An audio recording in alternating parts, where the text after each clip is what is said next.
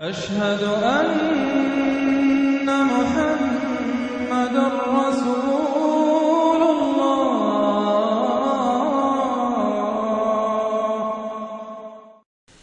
سورۃ القصص، بسم اللہ الرحمن الرحیم۔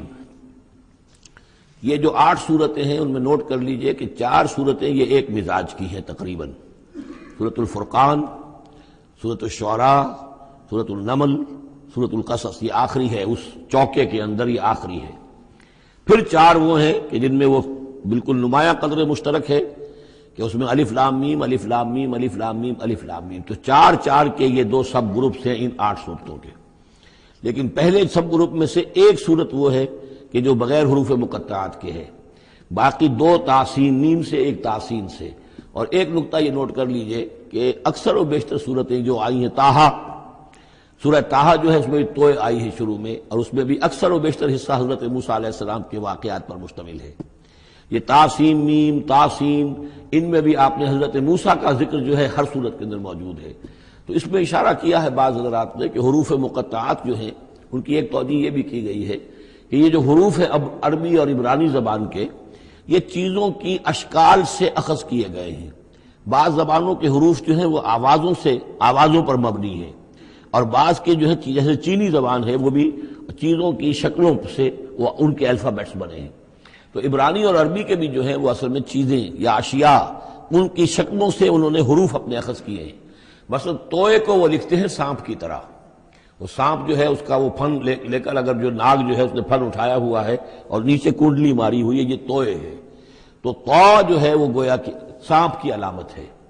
نون جو ہے وہ مچھلی کی علامت ہے۔ نون یوں کر کے اور ایک طرف اس کے نقطہ ڈال دے تو بالکل مچھلی، آپ نے کبھی دیکھا ہوگا تو اکثر و بیشتر جو بھی ڈرائنگز ہوتی ہیں، پینٹنگز ہوتی ہیں، وہ مچھلی کی شکل نون کی ہے، اس لیے ذَنُّون کہا گیا، مچھلی والا۔ اور قرآن مجید میں ایک سورت ہے سورہ نون، جس کا اختتام ہوتا ہے حضرت یونس علیہ السلام کے ذکر پر کہ جو مچھلی کے پیٹ میں جن کو اللہ نے پہنچا دیا تھا۔ تو اس اعتبار سے حروف مقطعات میں سے بعض چیزیں جو ہیں مناسبت والی نظر آتی ہیں۔ تو یہ جو صورتیں ہیں، سورہ شعراء اس میں بڑی تفصیل کے ساتھ آیا ہے، سورہ طٰہٰ میں وہ تو میں آپ کو بتا چکا ہوں کہ 8 میں سے 5 رکوع پورے حضرت موسیٰ علیہ السلام کے حالات پر ہیں۔ اسی طرح اب جو صورت یہ آ رہی ہے سورہ قصص، اس میں بھی حضرت موسیٰ علیہ السلام کے حالات اس میں ذرا اور پہلے کے ہیں۔ ہم اس سے پہلے پڑھ چکے ہیں کہ جب مدین سے واپس آ رہے تھے تو آپ کو نبوت ملی ہے، لیکن مدین پہنچ کیسے گئے، یہ واقعہ آپ کو سورہ قصص میں ملے گا۔ کہ یہ جو تو گویا کہ اس تدریج سے حضرت موسیٰ کے حالات آ رہے ہیں کہ جیسے کہ جو آخری دور کے تھے ان کی زندگی کے وہ پہلے آئے ہیں، سورہ بقرہ میں، سورہ اعراف میں، پھر اس کے بعد جو ہے اس سے پہلے کے وہ پھر آپ کو 3 صورتوں میں ملے ہیں، اور بالکل ابتدائی دور کی جو چیزیں وہ سورہ قصص میں ملیں گی۔ طاسین میم تلک آیات الکتاب المبین، یہ ایک روشن کتاب کی آیات ہیں۔ نتلو علیک من نبأ موسیٰ وفرعون بالحق لقوم یؤمنون۔ اب دیکھیں یہاں شروع ہی سے بات ہو رہی ہے حضرت موسیٰ علیہ السلام کے بارے میں۔ ہم سناتے ہیں آپ کو کچھ احوال موسیٰ کے اور فرعون کے، بالحق، حق کے ساتھ، لقوم یؤمنون، ان لوگوں کے لیے جو ایمان لاتے ہیں یا ایمان لائیں یا ایمان والے ہیں۔ ان فرعون علا فی الارض، یقیناً فرعون نے بہت سرکشی کی تھی زمین میں، بہت ادھم مچایا تھا۔ وجعل اہلہا شیعا، اور زمین میں بسنے والوں کو اس نے طبقات میں یا گروہوں میں تقسیم کر دیا تھا، حاکم اور محکوم۔ ایک قوم جو ہے قبطی وہ حاکم تھی اور بنی اسرائیل محکوم۔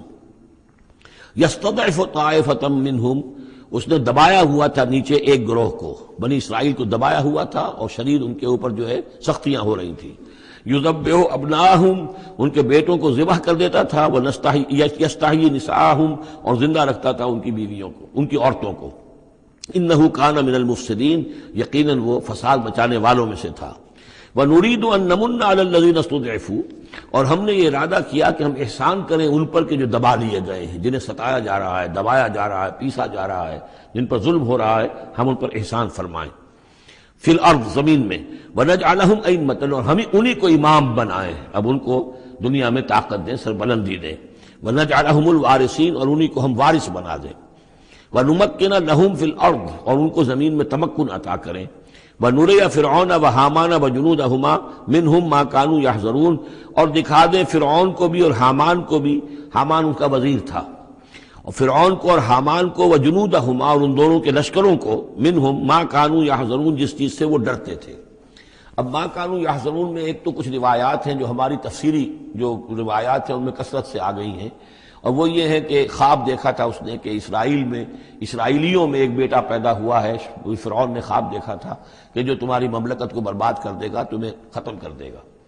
اسی خواب کے بعد اس نے، جیسے کہ حضرت مسیح کے بارے میں انجیل میں یہ ہے صراحت کے ساتھ، اور اس کے بعد جو ہے وہ وہاں پہ جو بھی نوزائیدہ بچہ تھا اس کو قتل کرنے کا معاملہ شروع ہو گیا تھا۔ یہی معاملہ کہتے ہیں، لیکن قرآن میں بھی اس کا ذکر نہیں ہے اور تورات میں بھی ذکر نہیں ہے، البتہ تالمود میں اس کا ذکر موجود ہے، اور تالمود سے پھر یہ روایات جو ہیں ہماری تفسیری روایات کے اندر آ گئی ہیں۔ ما کانوا یحذرون کی ایک دوسری توجہ یہ بھی ممکن ہے کہ ہو، واللہ عالم، لیکن ایک دوسری توجہ بھی ہے کہ انہیں یہ اندیشہ ہو گیا تھا کہ یہ قوم جو ہے اب اس تیزی کے ساتھ بڑھ رہی ہے، اس کی تعداد اتنی تیزی سے بڑھ رہی ہے کہ یہ ہمارے لیے خطرہ بن سکتے ہیں۔ بالکل وہ معاملہ ہے جو آج سے کوئی 20 سال پہلے ہوا تھا ہندوستان میں، جو نسل بندی کا معاملہ تھا کہ مسلمانوں کی تعداد اتنی تیزی سے بڑھ رہی تھی کہ ہندوؤں کو یہ اندیشہ ہوا کہ ان کی تعداد جو ہے وہ آبادی اتنی تیزی سے بڑھ رہی ہے کہ ہمارے لیے یہ خطرہ بن جائیں گے، لہذا ان کو روکنے کے لیے وہ نسل بندی اور جبری نسل بندی، پھر اس میں طرح طرح کے طریقے اختیار کیے گئے۔ اسی کی وجہ سے پھر وہاں مسلمانوں نے پہلی مرتبہ کانگریس کے خلاف یعنی انتخابی معرکے کے اندر بغاوت کی تھی، جس کی وجہ سے کہ اندرا گاندھی جو ہے ہار گئی تھی۔ تو یہ معاملہ جو ہے محسوس ہوتا ہے کہ وہاں یہ محسوس کیا جا رہا تھا کہ یہ جس تیزی کے ساتھ ان کی افزائش نسل ہو رہی ہے یہ ہمارے لیے خطرہ بن سکتے ہیں، یہ وجہ ہے کہ ان کے بچوں کو جو نرینہ اولاد ہے انہیں قتل کیا جا رہا تھا۔ بہرحال یہ دونوں توجیحات ممکن ہے، واللہ عالم۔ وَأَوْحَيْنَا إِلَىٰ أُمِّ مُوسَىٰ أَنْ أَرْضِعِيهِ فَإِذَا خِفْتِ عَلَيْهِ فَأَلْقِيهِ فِي الْيَمِّ وَلَا تَخَافِي وَلَا تَحْزَنِي إِنَّا رَادُّوهُ إِلَيْكِ وَجَاعِلُوهُ مِنَ الْمُرْسَلِينَ صدق اللہ العظیم۔ اور ہم نے وحی کر دی موسیٰ کی والدہ کو کہ اسے دودھ پلاتی رہو،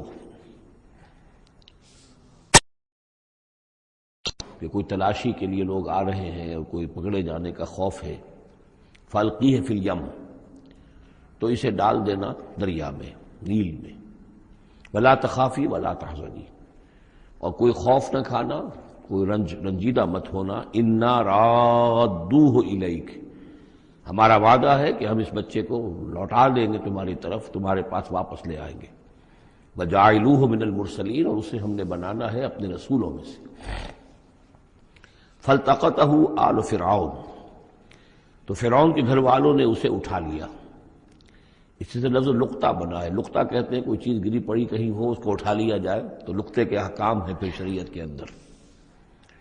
فَالْتَقَطَهُ، اٹھا لیا اس کو آل فرعون لِيَكُونَ لَهُمْ عَدُوًّا وَحَزَنًا، آل فرعون نے، فرعون کے گھر والوں نے اسے اٹھا لیا تاکہ وہ بن جائے ان کے لیے دشمن اور غم کا باعث۔ اس کا مطلب یہ نہیں کہ ان کا یہ ارادہ تھا، ان کو یہ معلوم تھا، بلکہ یہ نتیجہ ہے، یہ گویا کہ آخری نتیجہ جو نکلا اس کا کہ وہی بچہ جس کو انہوں نے نکالا دریائے نیل سے، بعد میں ان کے لیے وہ ایک ان کی تکلیف کا موجب بنا۔ ان فرعون و حامان و جنودہما کانوا خاطئین، یقین فرعون اور حامان اور ان کے لشکر جو ہے وہ چوک گئے، خطا کھائی۔ وقالت امرأۃ فرعون، اور کہا فرعون، یہ آنکھوں کی ٹھنڈک ہوگا یہ بچہ میرے لیے بھی اور تیرے لیے بھی۔ فرعون سے کہا اپنے شوہر سے،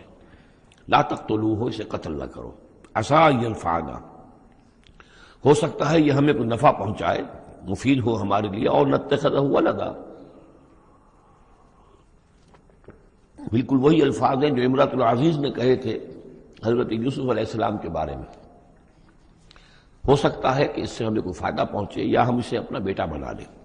وَهُمْ لَا يَشْعُرُونَ، اور انہیں اندازہ نہیں تھا کہ وہ کیا کر رہے ہیں۔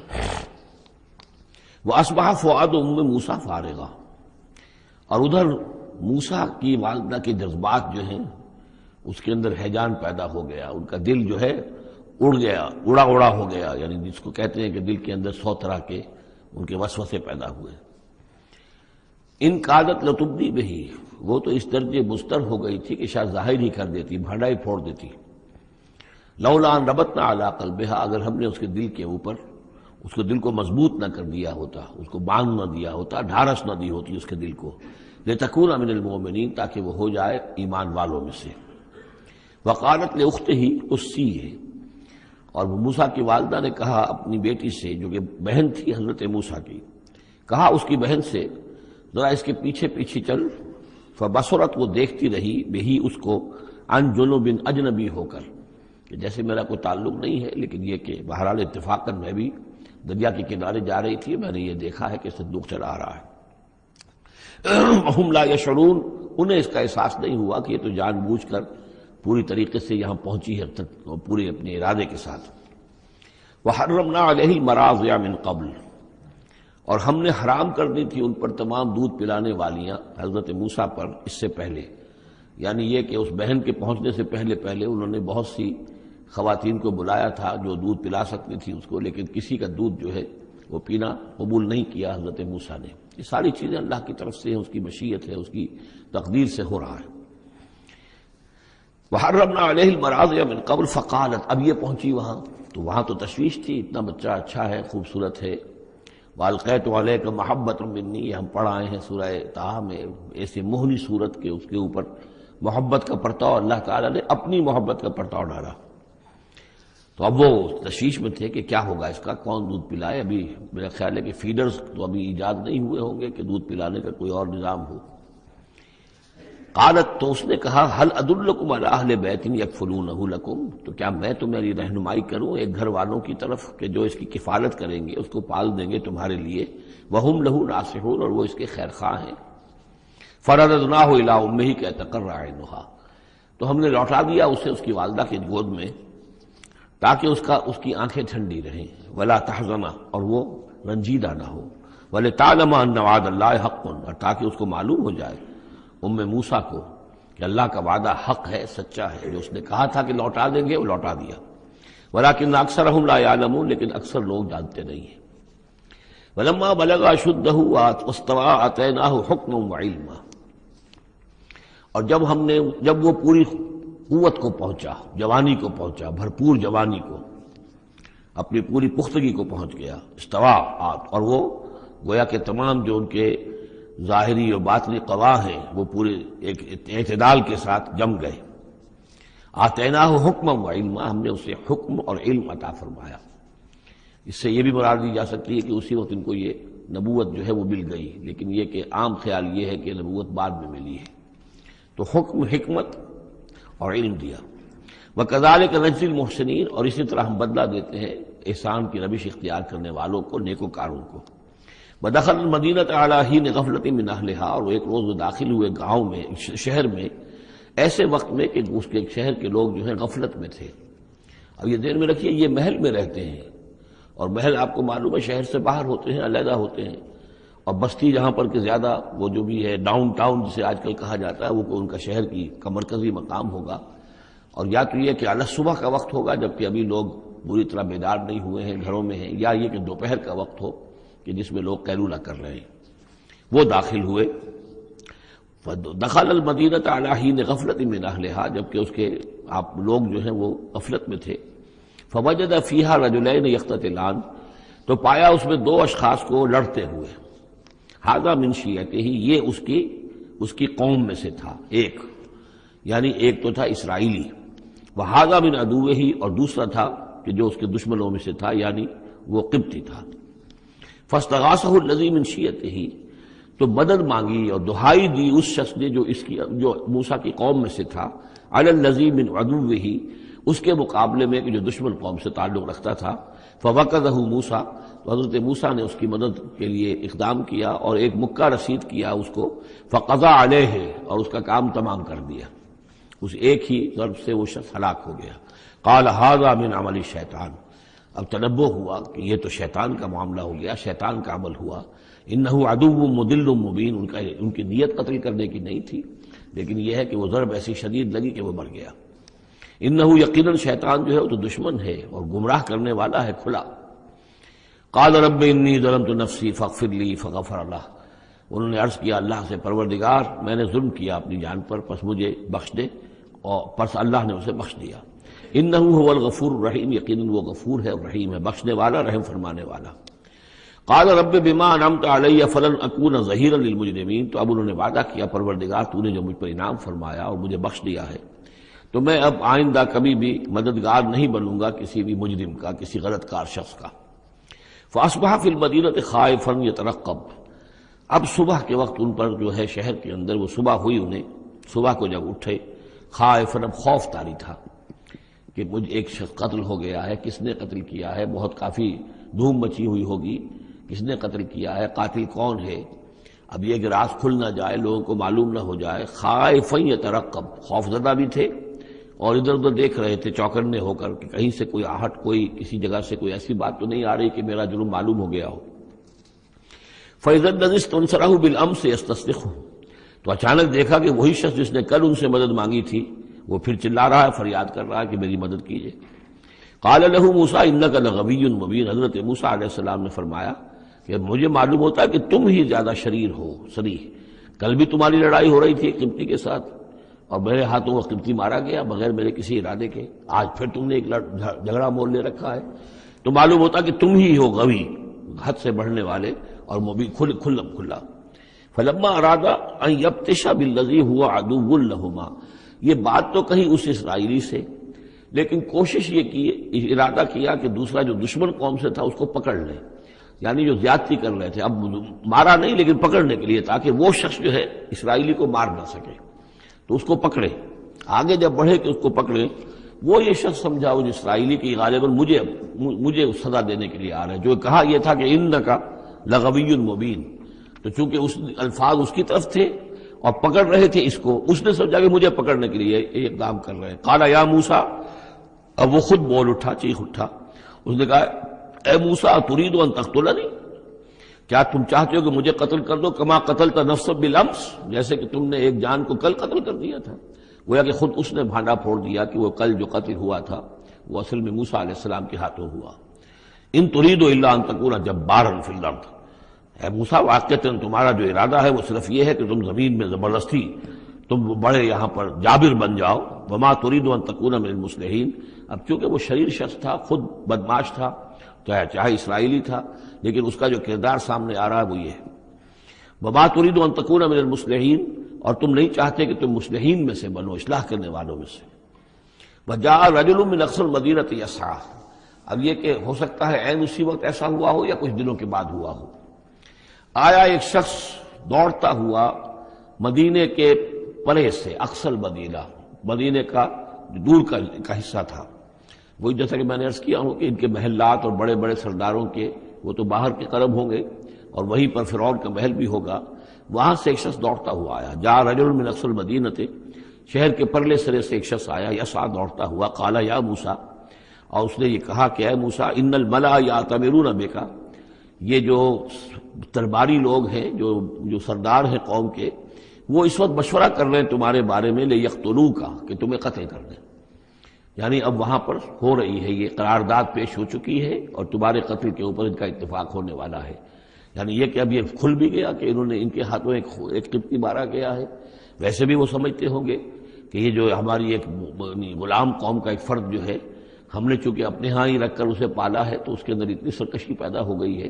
اور اگر اس نے ہماری اس غلام قوم کے اندر کوئی آزادی کی روح پھونک دی اور وہ کھڑے ہو گئے تو ہمارے لیے تو بڑا معاملہ جو ہے وہ مشکل ہو جائے گا، لہذا بہتر یہ ہے کہ اس کو قتل کر دیا جائے۔ ان الملأ یأتمرون بک لیقتلوک فاخرج انی لک من الناصرین، تو اب یہاں سے جان بچا کر چلے جاؤ، اس لیے کہ میں تمہارا خیر خواہ ہوں، میں تمہیں صحیح بات جو ہے تمہاری بھلائی کی بتا رہا ہوں۔ فخرج منها خائفا یترقب، تو نکلے وہاں سے حضرت موسیٰ علیہ السلام ڈرتے ہوئے، اور وہی یترقب، اب ادھر سے بھی جب کسی شخص کو ایسا اندیشہ ہو تو ذرا سی آہٹ جو ہے اسی پر وہ چوکنا ہوتا ہے، تو وہی کیفیت ان کی تھی۔ قال رب نجنی من القوم الظالمین، انہوں نے اللہ سے دعا کی پروردگار مجھے نجات دے اس ظالموں کی قوم سے۔ ولما توجہ تلقاء مدین، اور جب وہ اب انہوں نے رخ کیا مدین کی طرف، اتنا جغرافیہ اب آپ کے سامنے ہے، وہ سینائی پیننسولا، وہ تکون، اس کے اس سائڈ پر مدین کا علاقہ ہے، اس سائڈ پر مصر ہے، بیچ میں سینائی پیننسولا ہے۔ اب یہاں سے یہ چلے ہیں تو پورا یہ جو ان کو اب سینائی کا علاقہ ہے، صحرائے سینا، یہ کراس کرنا ہے اور مدین جانا ہے۔ فلما توجہ تلقاء مدین، جب انہوں نے رخ کیا اپنا مدین کی جانب، قال تو کہا عسیٰ ربی ان یہدینی سواء السبیل، امید ہے مجھے کہ میرا رب مجھے راستہ دکھائے گا سیدھی راہ کا، یعنی یہ کہ میں کہیں بھٹک نہیں جاؤں گا۔ میں اس صحرا کے اندر، ظاہر بات ہے صحرا میں نقودت میں کوئی آدمی غلط راستے پر پڑ جائے تو ویسے ہلاک ہو جائے گا۔ عسیٰ ربی، مجھے امید ہے کہ میرا رب مجھے راستہ بتائے گا اور صحیح راستے پر چلائے گا، سیدھی راہ پر۔ ولما ورد ماء مدین، اب کتنی دیر لگی ہوگی، کتنا وقت لگا ہوگا، جب مدین کے کنویں پر پہنچے۔ مدین کی آبادی ہے، اس کے باہر کنواں ہے، کنویں کے اوپر جو ہے رہٹ چل رہے ہیں، یا کنویں سے پانی کھینچ کر پلایا جا رہا ہے جانوروں کو، بھیڑوں بکریوں کو اور جانوروں کو۔ وجد علیہ امتن، پایا انہوں نے وہاں پر ایک قوم کو، ایک گروہ کو، من الناس یسقون، لوگوں میں سے گروہ وہاں جمع تھا اس کنویں پر، پانی پلا رہے تھے۔ کسے پلا رہے تھے؟ اپنے اپنے جانوروں کو، بھیڑیں بکریاں تھیں سب کے پاس، وہ کھینچ کھینچ کر پانی جو ہے وہ کہیں ڈالتے تھے کہ جہاں سے پھر ان کی بھیڑیں بکریاں پانی پیتی تھیں۔ ووجد من دونہم امرأتین تذودان، اور ان کے پرے انہوں نے دیکھا کہ دو عورتیں ہیں جو اپنی بکریوں کو روک کر، تھام کر کھڑی ہیں، یعنی بکریاں چاہتی ہوں گی پیاس کی وجہ سے پانی کی طرف آنا، لیکن وہ انہیں روک رہی تھی کہ نہیں ابھی ہماری باری نہیں ہے، رکھیوں روک رہی تھی۔ قال ما خطبکما، حضرت موسیٰ نے ان دونوں سے سوال کیا یہ آپ لوگوں کا کیا معاملہ ہے، کیوں آپ کھڑی ہیں یہاں؟ قالتا لا نسقی حتی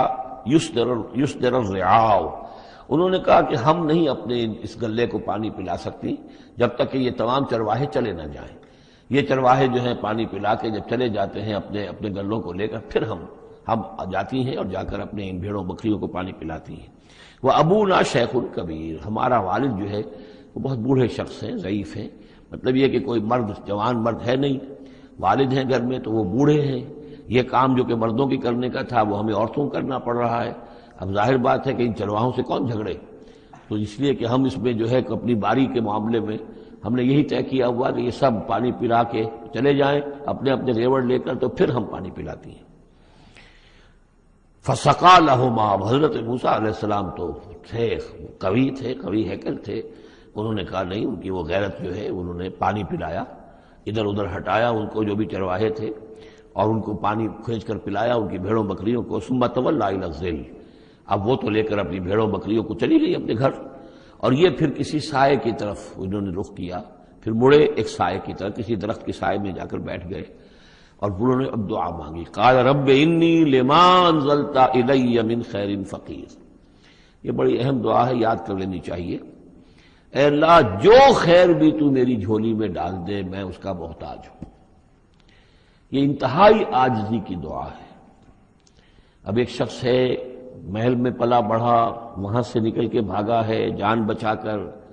پورا سینائی پیننسلا کراس کیا ہے، کیا سختیاں جھیلی ہوں گی، اب یہاں پہنچے ہیں، کوئی جاننے والا نہیں، کوئی پہچان والا نہیں، ایک بالکل یوں سمجھیے کہ غربت کی حالت ہے۔ تو اب اس حالت میں ہوتا ہے کہ انسان، ایک تو فقیر وہ ہوتا ہے جو کہتا ہے ٹھسے کے ساتھ میں اتنے پیسے لوں گا، میں 5 روپے سے کم نہیں لوں گا۔ ایک غریب فقیر وہ ہوتا ہے، وہ کہتا ہے کہ مجھے جو بھی دے دیں، میں تو اس قدر محتاج ہوں۔ تو یہ گویا کہ انتہائی احتیاج کی کیفیت ہے۔ رب انی لما انزلت الی من خیر فقیر، پروردگار میں تو اب فقیر ہوں، جو خیر بھی تو میری جھولی میں ڈال دے، اس درجے میری حالت اب خستہ ہے۔ فجاءت احداہما تمشی علی استحیاء، اب ان 2 عورتوں میں سے 2 لڑکیوں میں سے ایک آئی اس کے پاس چلتی ہوئی شرم کے ساتھ، لجاجت کے ساتھ اور شرم کے ساتھ۔ قالت ان ابی یدعوکا، اس نے کہا کہ میرے والد آپ کو بلا رہے ہیں، لیجزیک اجر ما سقیت لنا، تاکہ آپ کو بدلہ دیں، اجر دیں، آپ نے جو مشقت اٹھائی جھیلی، پانی کھینچا کنویں سے ہماری بھیڑوں بکریوں کے لیے، تو اجر ما سقیت لنا، ہمارے والد چاہتے ہیں کہ آپ کو کچھ اس کا اجر دیں۔ فلما جاءہ، جب وہ وہاں پہنچے اس کے پاس، وقص علیہ القصص، اور سارا قصہ انہیں سنایا، ساری بات سنائی، سارا بیان۔ قال لا تخف، انہوں نے کہا اب ڈرو نہیں، نجوت من القوم الظالمین، تم نجات پا چکے ہو اب ظالموں کی قوم سے، یعنی یہاں تک ان کی رسائی نہیں ہے، یہاں آرام سے رہو، کوئی تمہیں کھٹکا نہیں ہوگا، کوئی اندیشہ نہیں ہوگا۔ ان کے بارے میں اصل میں اختلاف ہے کہ بعض لوگ انہیں شعیب قرار دیتے ہیں، حضرت شعیب علیہ السلام مدین میں کیونکہ انہیں مبعوث کیا گیا، اور اسی اعتبار سے علامہ اقبال کا بھی وہ شعر ہے کہ اگر کوئی شعیب آئے میسر، شبانی سے کلیمی 2 قدم ہے، یعنی حضرت موسیٰ علیہ السلام چرواہے کی حیثیت سے حضرت شعیب کی خدمت میں رہے، 8 سال یا 10 سال ان کی خدمت گزاری کی، تو اس کے نتیجے میں ان میں وہ اوصاف پیدا ہو گئے، ان کی تربیت کے نتیجے میں کہ وہ چرواہے سے بڑھ کر کلیم بن گئے، اللہ کے کلیم بن گئے۔ تو یہ تربیت حضرت شعیب کی ہے، لیکن یہ بات غلط ہے۔ اصل میں حضرت شعیب کا معاملہ ہم پڑھ چکے ہیں کہ وہ اللہ کے رسول تھے، اور رسول اگر تو زمانہ انہی کا تھا جبکہ ابھی وہ دعوت دے رہے تھے، تب بھی وہاں رنگ کچھ اور ہونا چاہیے تھا بالکل، اور اگر وہ رسول اس وقت ہیں جبکہ قوم ختم ہو چکی ہے، اس کے بعد جو بھی اہل ایمان بچ گئے ہیں اور حضرت شعیب بچ گئے ہیں، اگر یہ اس کے بعد کا مسئلہ ہے تو ان کا جو مقام ہونا چاہیے تھا وہاں پر یہ ممکن نہیں ہے کہ ان کی بیٹیاں اس طریقے پہ پریشان ہوں اور کوئی جو ہے ان کی امت میں سے کوئی ان کی خبر گیری کرنے والا نہ ہو۔ تو وہ پکچر بالکل بنتی نہیں ہے یہ، اور حضرت شعیب کا معاملہ جو ہے ظاہر بات ہے کہ یہ اس کے اندر فصل ہے، اگرچہ یقین کے ساتھ ہمیں معلوم نہیں۔ یہ گویا کہ بعد میں جو قوم وہاں آباد ہوئی ہے حضرت شعیب کے ساتھ، جو لوگ صاحب ایمان بچ گئے اور ان سے دوبارہ جو وہاں پر جو بھی آبادی ہوئی ہے، اس میں کچھ اچھے لوگ، ظاہر بات ہے کہ ان میں تو ابھی اچھے اثرات بھی تھے، تو ان میں سے یہ بزرگ تھے، ابھی ہو سکتا ہے 100 سال ہو چکے ہوں لیکن ابھی کچھ نہ کچھ اثرات تھے، تو یہ بزرگ آدمی، ضعیف آدمی جو ہے یہ ایک نیک آدمی تھے۔ قالت احداہما یا ابت استاجرہ، ان میں سے ایک نے کہا، بیٹیوں میں سے، لڑکیوں میں سے ایک نے، ابا جان ان کو ملازم رکھ لیں، اجرت پر رکھ لیں، استاجر ہو۔ یہ استاجری اور اجیری یہ دونوں جو ہیں، اجیر اور مستاجر، در حقیقت یہ آجر اور اجیر وہ ہے کہ جو اجرت کے اوپر کام کرتا ہو،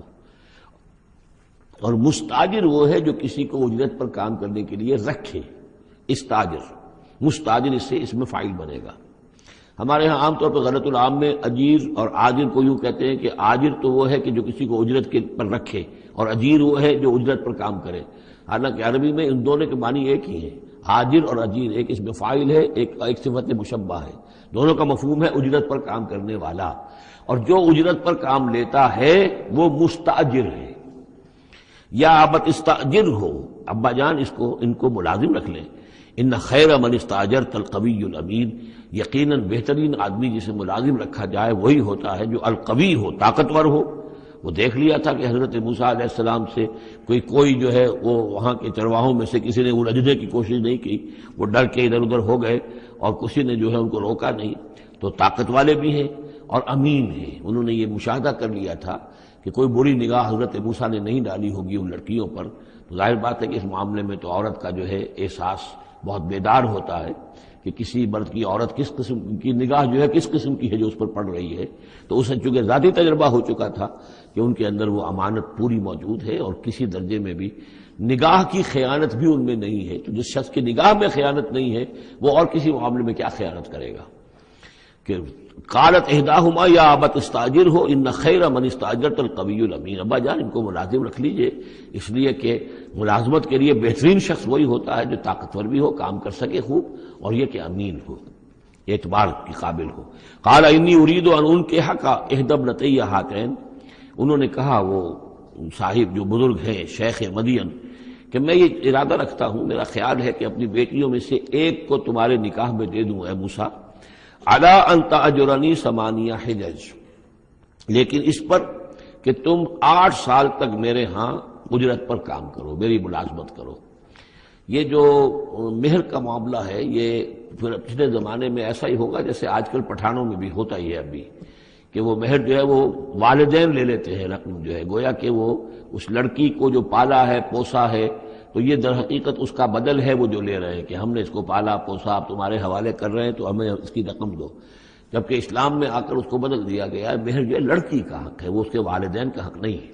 البتہ اس وقت معلوم ہوتا ہے کہ رواج یہی تھا کہ چونکہ اپنی بیٹی نکاح میں دینے کے لیے تیار ہو رہے ہیں تو اس کے عوض اپنی ملازمت کروانا چاہتے ہیں کہ تم میری ملازمت کرو، میری خدمت کرو 8 برس تک، تو یہ گویا کہ بدل ہو جائے گا اس کا کہ میں اپنی ایک بیٹی کا نکاح تم سے کر دوں گا۔ فَإِنْ أَتْمَمْتَ 10 فَمِنْ عِنْدِكَ، اور اگر تم 10 سال کر دو تو یہ تمہاری طرف سے ہے، یہ گویا کہ تمہاری طرف سے ایک احسان ہوگا۔ 8 سال پورے کر دو، اس میں محنت کرو، یہاں مزدوری کرو، میرے بھیڑوں بکریوں کو چراؤ اور گھر کے کام کرو، تو پھر میں اپنی بیٹی تمہارے حوالے کر دوں گا، اس کا نکاح کر دوں گا تم سے۔ یا یہ کہ 10 سال کر دو تو یہ تمہاری طرف سے اضافی بات ہوگی۔ وَمَا أُرِيدُ أَنْ أَشُقَّ عَلَيْكَ، اور ساتھ ہی یہ بھی دیکھ لو میں تم پر کوئی سختی کرنے کا ارادہ نہیں رکھتا یعنی تمہیں جو ملازم رکھ رہا ہوں تو ایسا نہیں کہ بہت بھاری کام تم پر ڈالوں گا، میں تمہیں مشقت میں ڈالنا نہیں چاہتا۔ ستجدنی انشاءاللہ من الصالحین، تم انشاءاللہ مجھے پاؤ گے کہ میں نیک انسان ہوں، صحیح ہوں، راست باز ہوں، اور جو معاملہ ہے معاملے کا کھرا آدمی ہوں۔ قال ذلک بینی و بینک، حضرت موسیٰ نے فرمایا ٹھیک ہے، یہ پھر میرے اور آپ کے درمیان یہ بات طے ہو گئی۔ ایم الاجلین قضیت، ان دونوں مدتوں میں سے جو بھی میں پوری کر دوں۔ 10 سال کا آپ تقاضا نہیں کر سکتے، تقاضا 8 سال کا ہوگا، ویسے یہ کہ میں چاہوں تو 10 سال پورے کر دوں، لیکن وہ میری آپشن پر ہوگا۔ ایم الاجلین قضیت فلا عدوان علی، پھر مجھ پر کوئی زیادتی نہ ہو۔ واللہ علی ما نقول وکیل، اور جو کچھ ہم کہہ رہے ہیں اللہ اس پر وکیل ہے، اللہ ہی اس کا ذمہ دار ہے۔ فلما قضا موسیٰ الاجل، جب موسیٰ نے وہ مدت پوری کر دی، وسارا باہلہ، اب وہ اپنے گھر والوں کو لے کر چلے، اب مصر کی طرف واپس لوٹ رہے ہیں کہ اب اتنا عرصہ بیت گیا ہے، 10 سال ہو گئے یا 8 سال ہو گئے یا 9 سال ہو گئے، اب بہرحال وہ معاملہ بھی ٹھنڈا پڑ چکا ہوگا، وہاں پر قتل وغیرہ کا کیا حالات وہاں ہوئے یہ بھی معلوم نہیں ہے۔ بہرحال وہ چلے ہیں واپس، سارا باہلہ لے کر چلے اپنے گھر والوں کو، یعنی اپنی اہلیہ کو۔ آنس من جانب طور نارا، انہوں نے پہاڑ کے ایک طرف ایک سائڈ پر طور کے انہوں نے آگ دیکھی۔ قال لأہلہم کثوا، انہوں نے کہا اپنے گھر والوں سے کہ ذرا یہاں انتظار کرو، ٹھہرو، انی آنست نارا، میں نے آگ دیکھی ہے، لعلی آتیکم منہا بخبر، ہو سکتا ہے کہ میں وہاں سے یہاں جاؤں اور وہاں سے کوئی خبر لے کر آؤں، یعنی یہ کہ راستے کے بارے میں معلومات، صحیح کہ کہیں ہم بھٹک تو نہیں گئے، ہم کدھر جا رہے ہیں۔ او جذوۃ من النار، یا پھر میں آگ کا ایک انگارہ لے آؤں وہاں سے، لعلکم تصطلون، تاکہ اس سرد رات میں یہاں ہم آگ جلا لیں، اور یہ کہ اس سے کہ آپ لوگ جو ہے وہ سینک سکیں۔ فلما اتاها نودی من شاطئ الوادی الایمن فی البقعۃ المبارکۃ من الشجرۃ، تو جب وہ وہاں پہنچے تو ندا آئی، میدان کے داہنے کنارے، جو برکت والا میدان تھا اس کے داہنے کنارے سے ایک خاص جھنڈ میں سے آواز آئی، مبارکہ، کہ جو بہت برکت والا تھا، من الشجرۃ، شجر کے درخت کے جھنڈ میں، ان یا موسیٰ انی انا اللہ رب العالمین، کہ اے موسیٰ میں اللہ ہوں تمام جہانوں کا پروردگار، وان الق عصاک، اور یہ ابھی ہم پڑھ چکے ہیں کئی مرتبہ یہ چیزیں، اور اب ڈال دو زمین پر اپنی لاٹھی۔ فلما رآہا تہتز کانہا جان، جب انہوں نے دیکھا کہ وہ تو حرکت کر رہی ہے جیسے کہ سانپ ہو، ولا مدبرا ولم يعقب، یہی وہاں پہ آ چکا، سورۃ النمل میں بھی آ چکا ہے۔ تو موسیٰ علیہ السلام جو ہے وہاں سے پیٹھ موڑ کر بھاگے اور انہوں نے پیچھے مڑ کر نہیں دیکھا۔ یا موسیٰ اقبل، اللہ نے فرمایا اے موسیٰ نہیں، آؤ، اقبل ولا تخف، اور ڈرو نہیں، انک من الآمنین، یقیناً تم بالکل امن میں ہوگے، تمہیں کوئی غضب نہیں پہنچے گا۔ اسلک یدک فی جیبک، اور اپنا ہاتھ جو ہے ذرا اپنے گریبان میں ڈالو، تخرج بیضاء من غیر سوء، وہ نکلے گا سفید ہو کر بغیر اس کے کہ اس میں کوئی بیماری ہو یا اس میں کوئی اور برائی پیدا ہو۔ وَاضْمُمْ یدک الیک جناحک من الرہب، اور اگر کبھی تمہیں کوئی خوف لاحق ہو تو ذرا اپنے بازو کو اپنی بغل کے ساتھ اچھی طرح جوڑ لینا۔ یہ گویا کہ کوئی خاص ترکیب بتائی گئی ہے کہ اس طریقے سے خوف کے اثرات جو ہیں وہ زائل ہو جائیں گے۔ فَذَانِکَ بُرْہَانَانِ مِن رَبِّکَ، باقی وہ دو جو ہیں وہ ہم نے تمہیں برہانیں دی ہیں، جو یہ دلیلیں دی ہیں، نشانیاں دی ہیں، معجزے دیے ہیں۔ ذَانِکَ بُرْہَانَانِ مِن رَبِّکَ إِلَىٰ فِرْعَوْنَ وَمَلَئِهِ، کہ اب تم فرعون اس کے سرداروں کے پاس جاؤ، انہم کانوا قوما فاسقین، یقیناً وہ ایک فاسق اور فاجر اور سرکش قوم بن گئے۔ قال رب انی قتلت منہم نفسا، حضرت موسیٰ نے عرض کیا پروردگار میں نے ان کی قوم کے ایک شخص کو قتل کر دیا تھا، فاخاف ان یقتلون، مجھے تو اندیشہ یہ ہے کہ جیسے ہی میں وہاں جاؤں گا وہ مجھے قتل کر دیں گے۔ یعنی ایک تو یہ کہ میں خاموشی سے جاؤں، جا کر کہیں چھپ جاؤں، کہیں پتہ بھی نہ چلے کہ موسیٰ آ گئے، کہاں آ گئے، کہیں جا کر آباد ہو جاؤں۔ ایک یہ کہ میں جاؤں اور فرعون کے ہاں جاؤں اور جا کر وہاں پیغام پیش کروں، تو اس میں تو مجھے اندیشہ یہ ہے کہ فوری طور پر مجھ پر مقدمہ قائم ہوگا اور مجھے قتل کر دیا جائے گا۔ وَأَخِي ہارون، اور میرا جو بھائی ہارون ہے، میرے بڑے بھائی، ہوا افصح منی لسانا، ان کی زبان مجھ سے زیادہ صاف ہے، وہ گفتگو کرنے میں زیادہ مہارت رکھتے ہیں۔ فَأَرْسِلْهُ مَعِيَّ، تو انہیں بھی میرے ساتھ بھیج دیجئے، رِدْءً، میری مدد کے لیے، یصدقنی، تاکہ وہ میری تصدیق کریں، انی اخاف ان یکذبون، مجھے اندیشہ ہے کہ وہ مجھے جھٹلائیں گے۔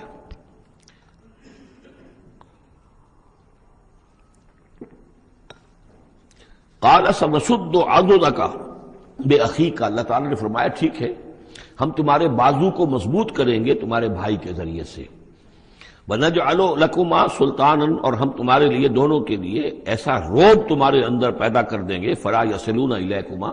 کہ وہ تمہاری طرف آگے بڑھ نہیں سکیں گے، تمہاری طرف تمہیں ہاتھ نہیں لگا سکیں گے۔ یعنی یہ بھی جیسے کہ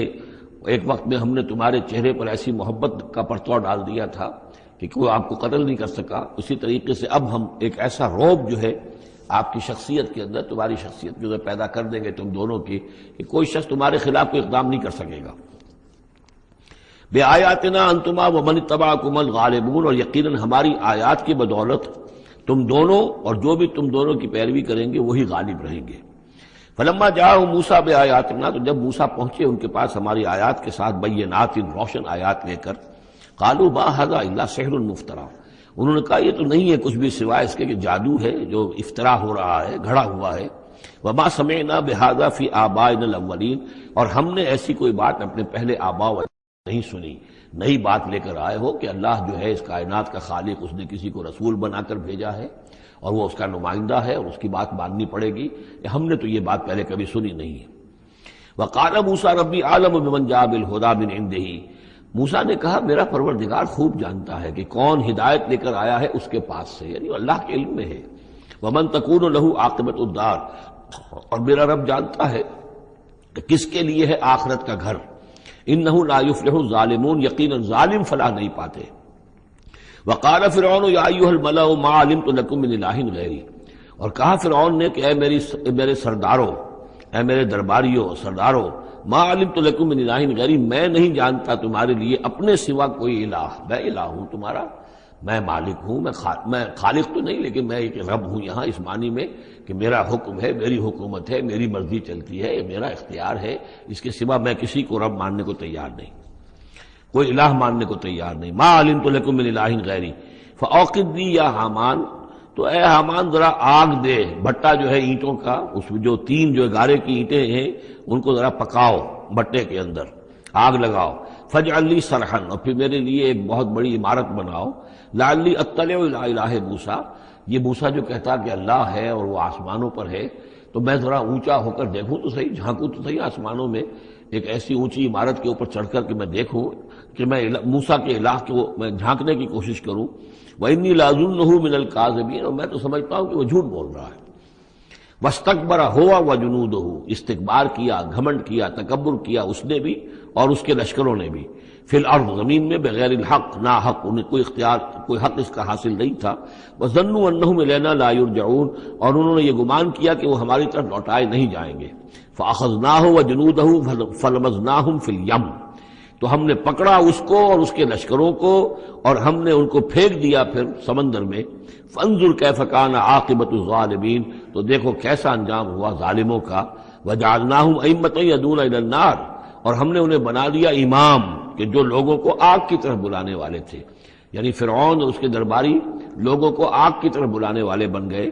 وَيَوْمَ الْقِيَامَةِ لَا يُنصَرُونَ، اور قیامت کے دن ان کی کوئی مدد نہیں کی جائے گی۔ وَأَتْبَعْنَاهُمْ فِي هَذِهِ الدُّنْيَا لَعْنَةً، اور ہم نے اس دنیا میں بھی ان پر ان کے پیچھے لعنت لگا دی ہے، لعنت رکھ دی ہے جو ان کا پیچھا کر رہی ہے۔ وَيَوْمَ الْقِيَامَةِ هُمْ مِنَ الْمَقْبُوحِينَ، اور قیامت کے دن یقیناً وہ بہت ہی برائی کی کیفیت میں ہوں گے۔ وَلَقَدْ آتَيْنَا مُوسَى الْكِتَابَ مِن بَعْدِ مَا أَهْلَكْنَا الْقُرُونَ الْأُولَىٰ، اور ہم نے موسیٰ کو کتاب عطا فرمائی اس کے بعد کہ ہم نے پہلی جماعتوں کو ہلاک کر دیا تھا۔ بصائر للناس، ہم نے یہ کتاب دی ہے سجھانے کے لیے، آنکھیں کھولنے کے لیے لوگوں کی، وہدن، اور رہنمائی دینے والی، ورحمتن، اور رحمت، لعلہم یتذکرون، تاکہ وہ یاد رکھیں، نصیحت اخذ کریں، ہوش کریں، دھیان دیں۔ وما کنت بجانب الغربی اذ قضینا الی موسیٰ الامر، اور اے نبی آپ تو اس پہاڑ کے غربی جانب نہیں تھے اس وقت جبکہ ہم نے موسیٰ کو اپنے حکم دیا، بھیجا حکم، جب موسیٰ سے ہماری گفتگو ہوئی، مکالمہ ہوا اور ہم نے موسیٰ کو رسالت پر فائز کر کے حکم دیا کہ جاؤ۔ وما کنت من الشاہدین، آپ تو وہاں موجود نہیں تھے، آپ نہیں دیکھ رہے تھے یہ سب کچھ۔ ولکننا انشأنا قرونا، لیکن ہم نے پھر بہت سی نسلیں پیدا کی، بہت سی قومیں پیدا ہو گئیں۔ فتطاول علیہم العمر، لیکن ان کے اوپر ایک لمبی عمر بیت گئی ہے، یعنی یہ لوگ جو ہیں جو مکے والے ہیں، چونکہ یہ واقف نہیں ہے نبوت اور رسالت کے تصورات سے، اس لیے ان کے لیے بڑا یہ اچنبے کی بات ہے جو آپ کے بارے میں سوچ رہے ہیں۔ لیکن اگر غور کریں یہ ساری خبریں جو ہیں آپ کو کہاں سے مل رہی ہیں؟ ظاہر بات ہے کہ آپ تو وہاں نہیں تھے۔ وما كنت ساويا في اهل مدين، نہ ہی آپ اہل مدین میں آباد تھے اس وقت، تتلو علیہم آیاتنا، کہ اس وقت آپ موجود ہوں مدین میں جب وہ ماجرا ہوا اور حضرت موسیٰ وہاں پہنچے اور پھر وہ اس شیخ مدین کے گھر میں رہے ہیں، آپ تو ان چیزوں سے واقف نہیں تھے. ثابین فی اہل مدین تتلو علیہم آیاتنا ولکننا کننا مرسلین، بلکہ یہ تو ہم ہیں بھیجنے والے. ہم جس کو چاہتے ہیں رسول بناتے ہیں، اور جس کو ہم رسول بناتے ہیں پھر اس سے ہم غیب کی خبریں دیتے ہیں، پچھلی بھی آئندہ ہونے والے واقعات کی بھی خبریں دیتے ہیں، اور ساری تعلیمات اور ہدایت کے لیے ضروری ہدایات دیتے ہیں. وما كنت بجانب الطور اذ نادینا، اور آپ تو نہیں تھے اس پہاڑ کے اس سائڈ پر، اس ایک جانب جبکہ ہم نے پکارا تھا. ولکن رحمۃ من ربک، بلکہ یہ سب رحمت ہے آپ کے رب کی جانب سے. لتنذر قوما، تاکہ آپ اس قوم کو خبردار کریں، ما اتاہم من نذیر من قبلک، جس کے پاس کہ کوئی خبردار کرنے والا نہیں آیا آپ سے پہلے. لعلہم یتذکرون، یعنی حضرت اسماعیل سے لے کر حضرت محمد تک یہ بڑا طویل وقفہ ہے. صلی اللہ علیہ وسلم علیہ السلام، حضرت ابراہیم کے بیٹے اسماعیل، اب ان کے ساتھ حضرت اسحاق تھے ان کے دوسرے بیٹے، ان کے ساتھ تو یہ کہ نبوت کا سلسلہ چلتا رہا. اور وہ یہ کہ 1400 برس تو ایسے ہیں کہ کوئی ایک لمحہ بھی ایسا نہیں تھا کہ نبی نہ ہو. ان کے پاس کتابیں تھیں، ان کے پاس زبور تھی، ان کے پاس جو ہے تورات تھی، تو یہ سب کچھ تھا. لیکن یہ قوم جو تھی ظاہر بات ہے کہ یہاں پر یہ ان چیزوں سے ناواقف ہو گئی. تو یوں سمجھیے کہ کم و بیش 3000 برس بیت گئے تھے کہ ان کے پاس کوئی نبی نہیں، کوئی رسول نہیں، کوئی اس کی بات کوئی کتاب نہیں.